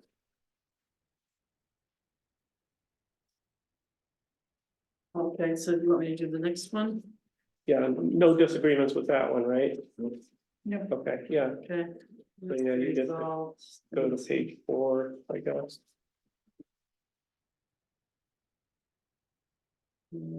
Okay, resolved that the Association of Town calls on the governor and legislature to increase AIM appropriations funded by the state by 200 million in a fair and equitable manner to account for the rate of inflation and increased cost for by local governments. I definitely agree with this one. Yeah. This one's interesting because it's like, when it was originated, it was supposed to, it's like, income tax sharing. Right. It was supposed to be like, I can't remember, a 9% share, and then, the legislature overrode that later, and it's much less, but anyway. It should be made fair and equitable, as Michelle said. Okay, great. Cal? Resolution 4, support affordable housing while preserving local authority. Resolved that the Association of Towns calls on the governor and state legislature to uphold local authority as granted by municipal home rule in any legislation or state programs created to address affordable housing. So that's in response to the governor's Yeah, push on the housing Yeah. last year that didn't yeah, get yeah, this is a fairly new one. right. I mean, some of the other ones, like Oh, there- resolution 2 has been on here every year for the last 20. Yeah. Yeah. Yeah.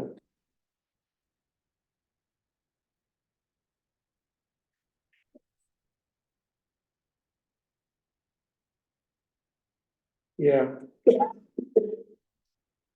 I think I agree with this one. No, Yeah. Yeah, especially since we're putting in a zoning law. Yeah, yeah. Tim, you're up.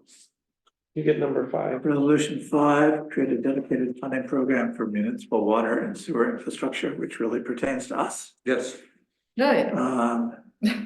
Resolved that the Association of Towns calls on the governor and legislator to create a dedicated funding program for municipal water and sewer infrastructure, using a fair and equitable formula to distribute funds annually to municipalities. Can't argue with that, right? Or you can't argue with it, or should we just abstain from it at the voting because it doesn't really, But I would support it I would do. statewide, I support it. so I'd like to vote on it. Yeah, I'm happy to be a good neighbor. Yeah, Yeah, okay, I just, I might move to a village someday when you get old. well, no, that we might get. Sewer and water. Sewer Yeah. districts, some, they're talking about that as part of the thermal network thing in Speedville, right? Right, you're right. you're right, yeah, Oh, that's right, yeah. That would be a pleasure. Huh, Number 6. all right, Yeah, I have a big X on it. Oh, big X on it, so, we can throw it out because the governor already signed it Right. at the end of the year. oh, okay. So we can't That's why vote, it's so an See the asterisk down that, please note if the I was governor gonna say, I don't signs. think it's all that big of a deal, but Yeah, it's moved. I don't think it's Okay. that big a deal either. I think more people will vote. Yeah. I don't know. Maybe everybody will start It ignoring us. Became politicized, Okay. so. Okay, get this resolved with the tax cap formula. Resolved that the Association of Town calls on the governor and legislature to adopt tax cap reforms to remedy inequities in the formula, including imposing a true 2% cap, removing infrastructure project costs from the calculation, allowing growth from pilot and tax exempt properties to be included in the tax cap calculation, removing barriers to shared services that would save taxpayer dollars, and removing special improvement district costs from the tax cap calculation.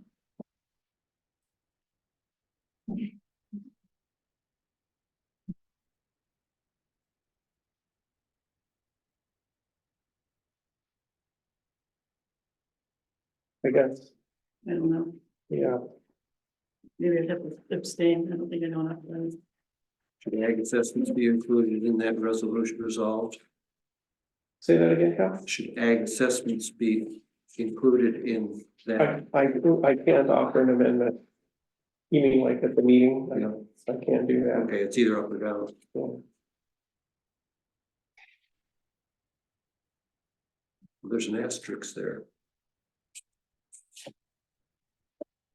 well, there was something about they did make a change. That's what it was. There is legislation that passed both houses awaiting delivery to the governor that would modify the tax cap in this regard to impose a mandatory requirement that the quantity change factor in the formula include the assessment value of properties subject to a pilot agreement in the locality. I have no idea what any of this means. It kind of seems like, I guess the phrase now is word salad.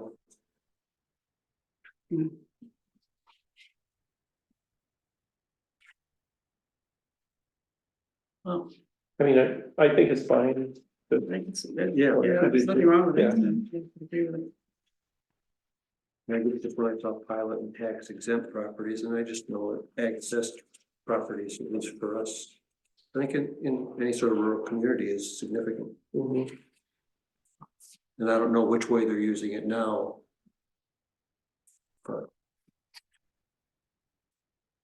But it stood out to me because then when they mentioned pilot and tax exempt and then, well, farms I'm aren't not- tax yeah. exempt, they're just preferential Yeah, we can assessment. talk. Yeah, And I'd have to sit down and do the math as to which way it would push it. I'm just not sure off the top of my head. so should we move to 8? Yep. Whose turn is it? Not mine, is it? It is Yeah. yours, go Really ahead, is? this Okay. is my favorite one. Yes, too bad Kate didn't get this. Provide all towns with the authority to set speed limits on local roads and remove costly administrative requirements. Resolved that the Association of Towns calls on the legislature and governor to amend vehicle and traffic law, section 1662A, so that all towns have the authority to set speed limits via local law on town roads within their jurisdictions within the limits outlined in the statute. And further be it resolved that the Association of Towns calls on the legislature and the governor to amend vehicle and traffic law, section 1662A, so that the towns are allowed to reduce speed limits below the current limitation of 25 miles per hour to 20 miles per hour. And be it Wow, further- wouldn't that be something? And be it, I know, it's like, be it further resolved, the Association of Towns calls on the legislature and governor to eliminate the requirement that towns obtain certification prior to establishing speed limits. Wouldn't we like to do that? Yeah. That'd be fantastic. I told you I drove through a town and it said, you know, town speed limit was 45 miles an hour. And I was like, how did they do that? They had enough population, they had 50,000 people. Yep. Yeah.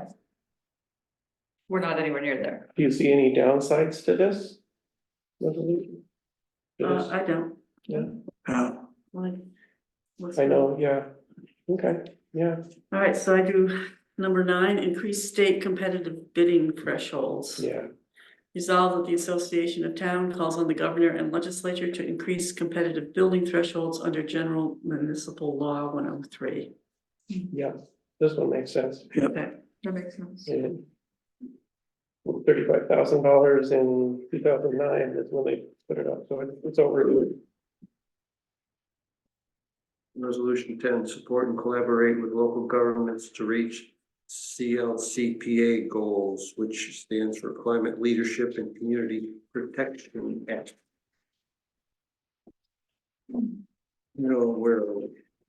The Association of Towns calls on the governor, legislature, and relevant state agencies and other stakeholders to involve town officials and their representatives in the implementation and advancement of CLCPA goals. And be it further resolved that the Association of Towns calls on the governor and the legislature to create, fund, and maintain state funding programs to assist towns with efforts to implement and advance CLCPA goals. Boy, that's a mouthful. It is. Even as an acronym. I think, yeah, I agree with it. I agree with it. Yep. I would say that the state does do a lot, so I support this too. Well, I get resolution number 11. Go for There it, you Jim. Support justice courts by increasing court fees and keeping town justices local. Resolve, the Association of Towns will oppose any effort mandating town justices to be attorneys, but the justice courts can remain local. Be it further resolved that the Association of Towns requests legislative actions to increase justice court fees that are limited by statute from $15 to $25 to account for the cumulative rate of inflation in order to assist local taxpayers in funding justice court expenses that serve the state and to more accurately reflect the costs incurred by town court justices. In my mind, this should be two completely different resolutions. Yeah, The one supporting justice courts makes a lot of fees, makes a lot of sense. Yeah. The issue of keeping town justices local is tremendously fraught. And also the issue as to whether or not town justice should be attorneys is also tremendously fraught. I wouldn't be able to support this resolution because I feel like the entire issue of local justices needs to be rethought on a county level. State level. State level and county level, yeah. you feel like what? That, The issue of local town justice needs to be rethought oh, yeah, more on a unified county level. I agree with Tim. I can't support the resolution that says that opposes having town justices be attorneys. I mean, it's like, you know, saying we don't want people to be qualified for this job. I can't Well, they're support. saying a judge shouldn't have to be an attorney. Correct. That's what they're saying. I don't understand. Anyway, the whole town justice system doesn't make sense to me, even though I'm from New York State. There was a whole series on it in the Times a few years ago. It just doesn't make sense to me, but so, yeah, I would be opposed to that first one.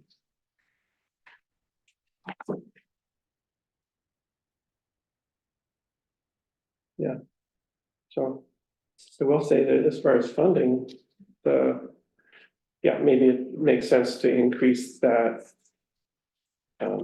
cutout for the municipality, but as far as, so the Justice Court Assistance Program offers $30,000 every year for the needs of the court, so. They, you know, So we don't really rely on those fees, right? the court. The court. And we got those fees for the geothermal Okay. thing here. Mhm. That's it.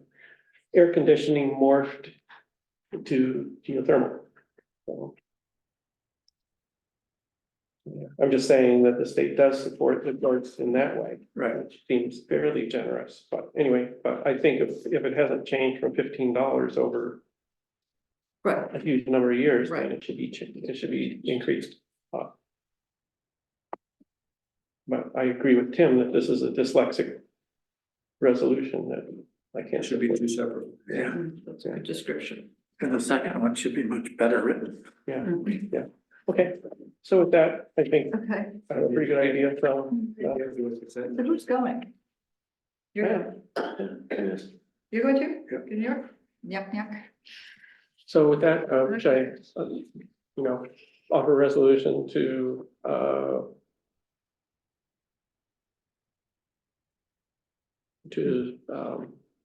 support the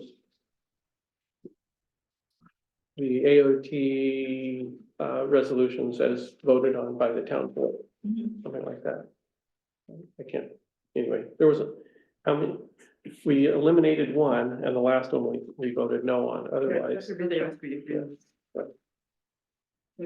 Anyway. Yeah, I don't even know. Yeah. I don't think we need to vote on it, actually. Not that, yeah, let's leave it as is. Okay,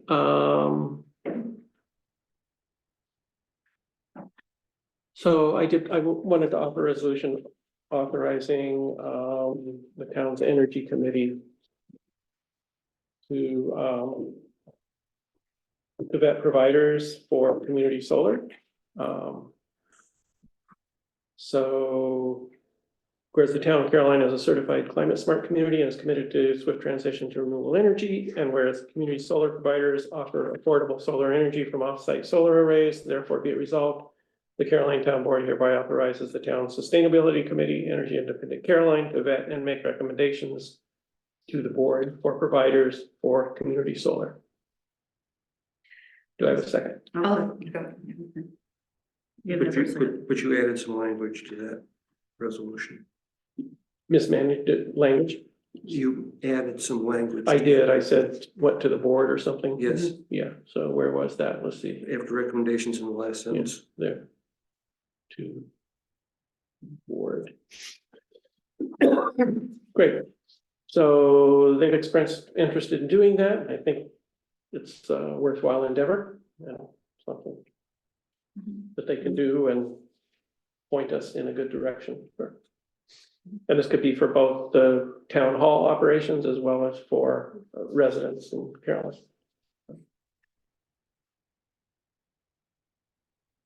Any further discussion or I think questions? it's great that they're willing to take on that responsibility. Yeah. Great, okay. So with that, I will call for a vote. All in favor? Aye. Opposed? Great.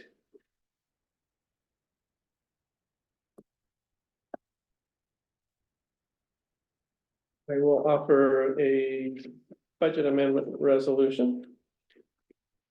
Resolved, the town board hereby makes the following 2023 budget amendment.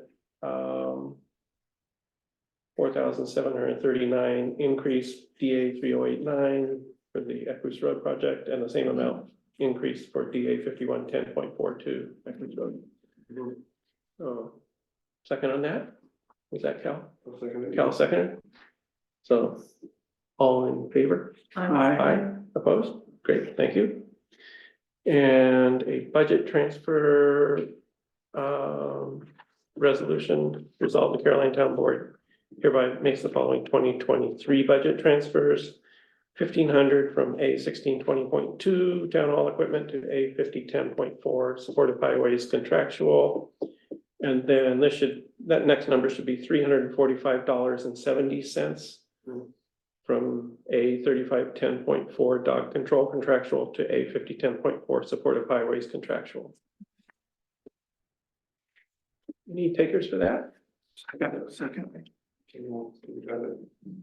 I think, Out of curiosity, was there too much money appropriated to the dog control line? Because I thought that was just usually a contract with yeah, really I specific. think what must have happened is that, you know, between years, it got off a little bit, so we had one less payment in 2023, then, so there was some leftover in there, so, yeah. That's all I'm asking. Yeah, it's a good question. You're right, it's supposed to usually zero out. So, for that resolution, I'll call for a vote. All in favor? Aye. Opposed?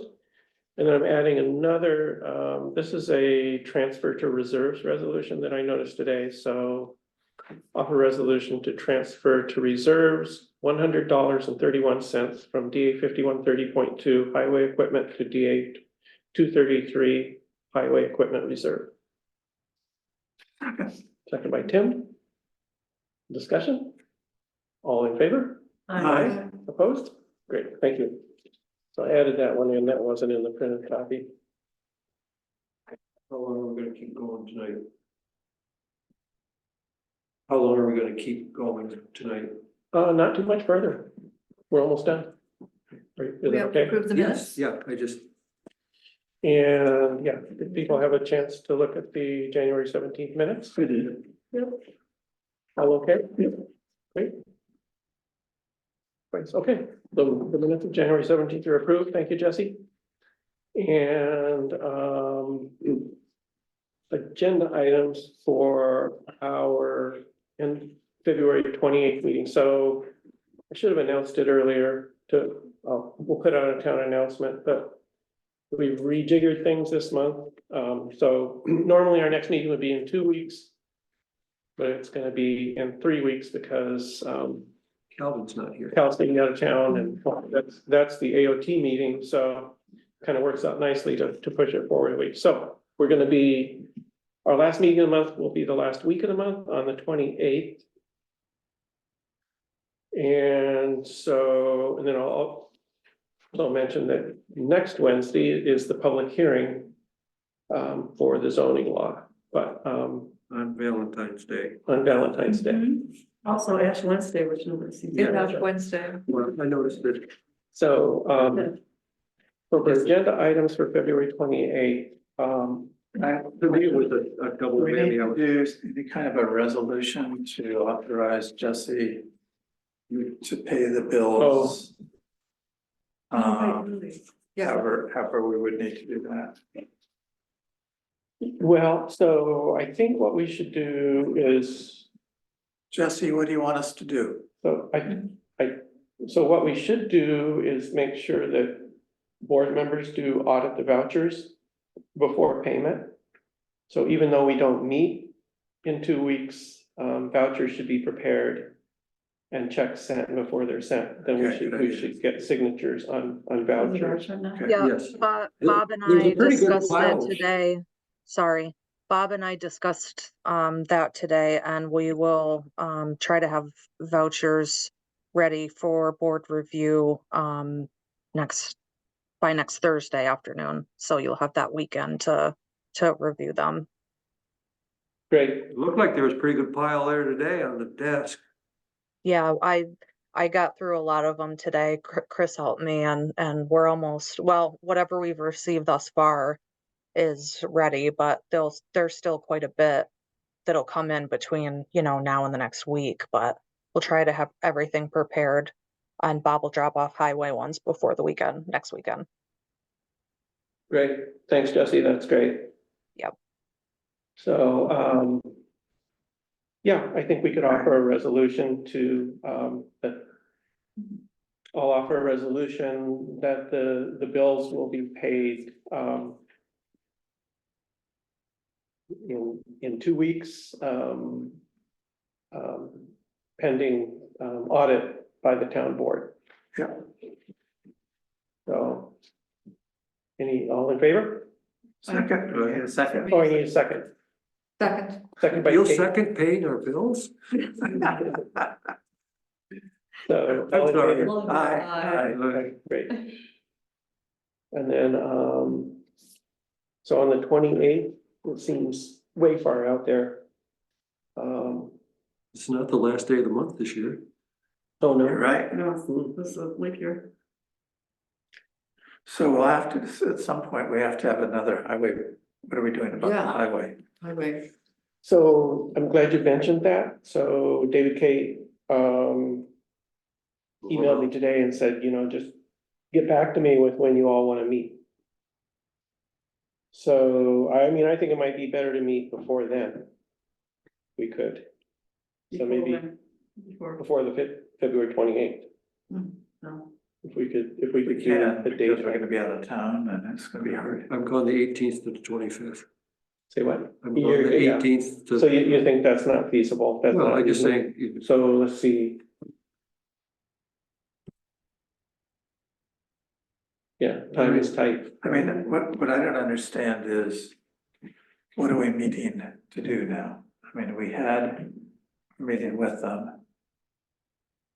Bobby gave us those very helpful recommendations. Aren't we in a position to pass those recommendations on to them and say, give us a plan? Yeah. Do we have to have another meeting to do that? Maybe not, okay. I was just thinking that, that maybe they need to know more details, but, I thought we were going to pass the information on to them. okay, well, I did pass that on. The details of Bobby's proposal were pretty specific. yeah, here's what we're thinking. In terms of adding the two Yeah. bays onto that building, tearing these two things down, adding on to these. And what do they think about that? And do they have any, while you're missing your thinking on, Mhm. Okay, just, Yeah, well, I'll follow up with them tomorrow on that and see. because they can get busy on that right away. Okay, There's the issue of the labor, but that's a side issue. Even. But That's a at the- non-issue. I will, at the end of that meeting, the group recommendation was to request a meeting, so if we don't want to have a meeting, that's fine. But, so, I Yeah, will, I thought we were going to have a meeting with. I- Yeah, with everybody together and talk about it. yeah, it was Yeah, like so- preferably in person, Yeah. but Zoom is okay too. You mean That with was those what was guys? said. Oh, Yeah, sure, So, we can do that too. But, I think that's a better meeting. It can be a public meeting, but I don't think it has to be a nighttime meeting No, of the board. and it would be important. I mean, now that I think about it, Bobby wasn't at the last meeting that we had with them. right, So it would be important for him to be at the meeting, mhm. yes. for him to be at a meeting at this stage. You're right, I think so too. you're right. But circling back to the start of this conversation, does it seem impractical to do that before February 20th? Want to do it in March? Is that what we're saying? Um, I mean, yeah, it's not impractical for me, but Mhm. other people, this other people's schedules, yeah. So it's more like, could we do it like, what, 14th or 15th, right? Something like that. So is that practical? next week, early next week. that'd be Yeah. next week Yeah. sometime. Yeah, and I mean, I could. Just depends on when it is. Okay, I've got quite a bit of stuff scheduled in. Cal, Just can't be Wednesday. you can't do it Wednesday? No, I mean, we've got It would be in the Yeah. day. yeah. I But don't just, think But we you'd can rather do not do it on Wednesday No, too? that would yeah, be a long just day. too much. No, Oh, because it's no. Valentine's Day. That and, we got the public hearing Yeah, that it's night. like It's a- just a little too much time. But we don't want to do it on Wednesday. No, Yeah, do it no, on it's- Wednesday. Thank you. So we can agree on that. Right, and Not on the if it's in 14th. If it's in the middle of it, if it's Not not on on the the day, I 15th can't either, do it come on to think Monday, of it. so it could only be on Tuesday. Only Tuesday. If That you want to- simplifies things. That's great. If you want me there. I do want you there. I So, want everybody there. So, okay, I'll see what they can do for Tuesday. okay, I mean, Tuesday, I could do, I might, I could do Tuesday until 11:30. yeah, and I'm the same boat. I can't do after, it'd have to be Tuesday morning. Okay. We have a website meeting at 1 o'clock on Tuesday. oh, okay. Yeah, I'm gonna have to look at my schedule too. I might have some Tuesday thing. I'll have to check. I'll email you Okay. and we'll go from there. Okay, that's good. The 13th is open for me. That's Tuesday. There's a Safe Streets for All meeting at 3 p.m., but Okay. so. Don't forget to check out Buffalo Street. What's on Buffalo Street? It's the most dangerous road in the county. Oh, is it? Buffalo Street. Buffalo Street, yeah. That's In what the, in the they, town of Caroline, they- off Route 79. yeah. Oh, really? That Buffalo's? That's Buffalo Road. Street. Buffalo No, the paper said Buffalo Street. I was I'm thinking sorry. of one in Ithaca, but no. It said Buffalo Street in the town of Caroline. No kidding. Yep. Buffalo Road, honestly. So for agenda items for February. Yeah, Well, like I just. so I was thinking, do Yeah. we want to do the interviews? or There has do you been a want- couple, two Good family idea. accidents I know of. That's It's been a good idea. 50 40 Okay. years. So, But Did everybody hear Mark? What was it? no, sorry, what'd you say? So I think, we'll do interviews for the review board, Oh, What? for the vacant seat on the review board. on the 28th, Okay, okay. is that okay? But just another little aside on facilities, Mark and I met with Finger Lakes Power Systems today on backup electric power for town offices here. And we're going to get also engaging Pleasant Valley Electric and Sorry, it's my phone. another, just to get some, Is your phone? get some movement on that. It's stopped. So the guy from Finger Lakes Power Systems was really good. Okay. We also, so It's 9. February 28th, thinking about that, is gonna be our next meeting after the public hearing. Mhm. So we're definitely gonna wanna have a discussion. What we should be doing is, so we got comments tonight from Although, Matt. to be honest, these aren't really comments. I mean, I'm So not sure. Cal has the comments, so we have to figure out, How are we gonna get those? Yeah. you're gonna have to leave them somewhere like in the town hall that we can access. That was one of my views. Yeah. Is that your thought? Yeah. Or do you want me to just Xerox it so that, or put it, scan it, put it. Is it online? this? Yeah. Could it just be like on the abstracts table and we can come Okay, look at it? whatever you want me to do. Or or Xerox it if you wanna have your own. I don't know, I haven't looked at it yet, The so whole it's the whole thing. The whole thing, and Yeah. then you can't just Xerox it because it's got the little tabs on it. Right, that's why this isn't particularly. I think we need to have that in a folder or something, we Okay. can look them up. All right. So, So anyway, so I think we should be, after we're taking comments until Friday of public hearing week. That's what we put in the publication, So until the 16th, is that what you're saying? Okay. 5 p.m. Okay. And so then we'll have stuff to chew on. And we should be doing that actively until the meeting, so we can either have something to put forward or, discuss where we're going with it, so. But yeah, well. Do you agree? Okay, yep, Does that Sounds sound good to me. reasonable? Yep. I mean, I'll be willing to do the best I can to help distill what comes in. I mean, we're not gonna be able to get anywhere if we have 20 different sheets of paper Yeah, with 20 completely different this and that. So. I do the think best we should- can. yeah. Share our I mean, this thoughts. is gonna be very hard to distill whatever it is, I don't know. but we'll see what it is, yeah. Do we ask, is Nan going to, zoom in for the public hearing? Not necessarily, I haven't asked her to. Okay.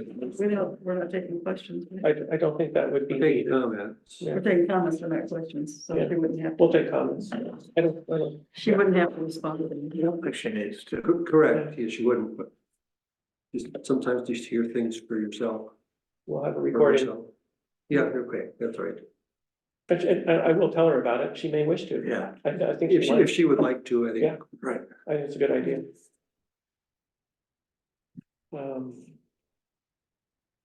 Mark, may I ask you a question? It's a board question, actually. Have you thought about the possibility of there being more than 75 people show up to this? And if so, how do you plan to deal with it? I'll, deal with that if it happens, so, I guess, yeah. Good question. You can have a sign-up sheet, Mhm. and if there are too many people to fit in the room, they can watch it on. We can set up a Jumbotron out in the parking lot. Or we can call them to come in and make their comment. Yeah, I guess that would be, yeah. Well, not just speakers, but also people who want to observe the proceedings. Just to hear from themselves. Sure.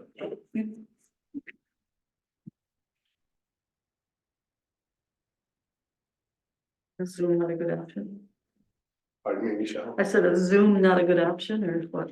Well, not for some folks. I mean, I don't use Zoom myself. I mean, I would be dealt out if there were, say, 100 people showed up and for whatever reason, I was one of the 25 that was kept out of the room, that I would miss it. And I don't think we're gonna kick anybody out of the room. I think it's more that people will take turns, so. Yeah. Right. So folks would miss some of it though. I mean, because according to that, it's 75. Then, and if they needed to, they could look at the recording. Yeah, that's good recording. Well, The idea is, sorry, the public Yeah. hearing is to talk to the board The about board. the law, not talk to each other. and put on- no, I'm not suggesting that, but I think it's in the public interest to hear what other people have to say, even if they don't wish to speak themselves. Yeah. On that note, we had talked about the pros and cons of inviting the sheriff to attend the public hearing. I don't think it's a bad idea. Sheriff's deputy. Sheriff deputy. I think Cal had mentioned it. Yeah. I don't think it's a bad idea. Yeah. I personally don't like it, but I mean, I think what I would I like to don't do either. is I don't either. I would just let them know. And so they could be in the area if they wanted to, but I think this is something we should have discussed before, but Well, we're here now. We can yeah, discuss it now. exactly, so. I don't think any of us like it. Pardon? I don't think any of us like it, or like the idea that it'd be necessary. Yeah, and that's where I'm at. So, but if that's the board's call, then that's what I'll do. I think the idea of maybe just asking the undersheriff if they could have a car in the area, and if Yeah. need be, you can just do a little text message. That's and fine. They're That's only, fine. they're only a couple minutes away. and They There's can correct- check for speeders out. I mean, the only reason to do it would just be if there was excess emotiveness that would just calm somebody down. The presence would calm somebody Yeah, down. you may get a sense of things right at the beginning of the meeting, whether things are just Yeah, you're right. very calm and controlled, or things, you know, Okay. Will do. Okay. Yeah, we just want the presenters to be able to be heard. You know, the people addressing the board, or we want them to be able to be heard. nobody And has to. not take a half hour. Well. I'm just saying that, But there's gonna be also, fun. we don't want them to be disrupted right, or heckled or anything. We want. We never want that. Right, we want order. That presence can make a difference.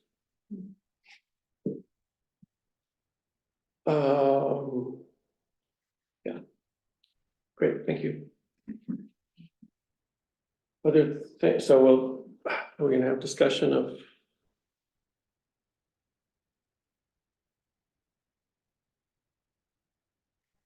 Mark, you also have the resolution to authorize the, for the grant applications that you talked about earlier. For the For tonight? broadband, no, for next week, you Oh, wanted right, to, right, right. Yeah, thank you. Oh. Yep, Thanks, Jesse. yep. for the 28th. Great, thank you.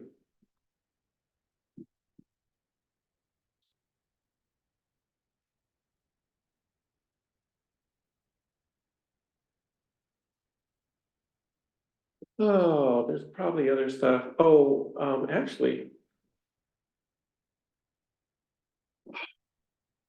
Oh my goodness. So, It's So- getting kind of late. I'm just gonna. it is getting late, but I have a couple. So I sent around the municipal advisor Oh, yeah. contract. He sent that. Mhm. Should we move forward on that?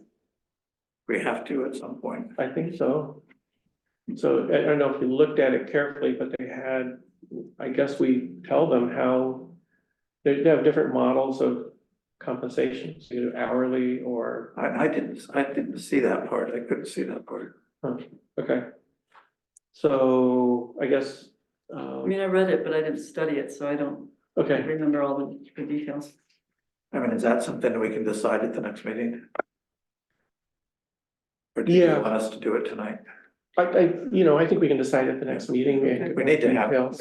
I mean, But the we're- highway and Yeah. whatever, we need to do Exactly, this. so. Okay, so We'll we'll, put that on the agenda. that'll be for next week. Okay.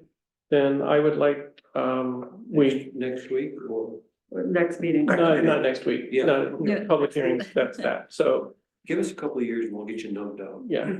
So soil and water contract for, review of SWIPs or stormwater. Stormwater, Proposals, I think we should do that, yes, okay, that was something I wanted to bring up, but it's getting late. so we could do that tonight, and I could send, Yeah, they're just, so. give approved, So that's pretty pro forma. I'm gonna Yeah. offer it right now. Yeah. So offer resolution to contracted soil and water for 2023 services for 24th. So 2024 It's late, services Steve. and the for stormwater. stormwater review. Yeah. Yeah, Because it's great. we've got a meeting on that tomorrow. Okay, so that's Wanna done. second it? Seconded by Michelle. Any further discussion? I have the contract in my office. I'll You send do? it in tomorrow. So, Okay, or good. I can give it to you or whatever, but, No, just you'd send it in, that would be. okay, I'm just gonna zoom in. I'm not Oh, gonna okay. go physically. okay. Are we gonna vote? All in favor? Aye. Opposed? Great, thank you. The last stormwater meeting was very, I just, for brief, everybody else up, it was about, sustainability and safety was the topic, to just. Because it was about, water runoff from roads and all the salt that's in it. And, there's gotta be this more balancing and act. What can we do, what new technologies, it was pretty fascinating. Kind of ongoing education thing. Great. So with that, if you will, I would like to call executive session to brief executive session to discuss. Was that adjective? Brief, Thank you. Before we can only do do it. that, something, it just occurs to me. I mean, to distill the comments we get on for the public hearing, yeah, it might make sense to have a subcommittee to do that. So I'm wondering, Michelle, since you're so familiar, would you be interested in working with me to help distill those comments? Sure, I think that's, To present to I think that's everybody. a good idea. okay, Thanks, You guys are- thanks. The two of you are real familiar. We'll do it, right after that. okay, that's a great idea. all right. Thank you. Yeah, just let me know when you I want. think it'll be helpful that if we could both do it, just, Yeah, Thanks, that's really helpful. okay, okay. that's all. Okay, great. So I was gonna call executive session to discuss contract benefits. Yep. Okay. So with that, They'll just agree, right? that's a motion. Okay. Second. Second. Seconded by Kate. She put her hand up first. Second. All in favor? Aye. So I'm making sure, I think I'm doing all this right, so, okay. So, So you can get there.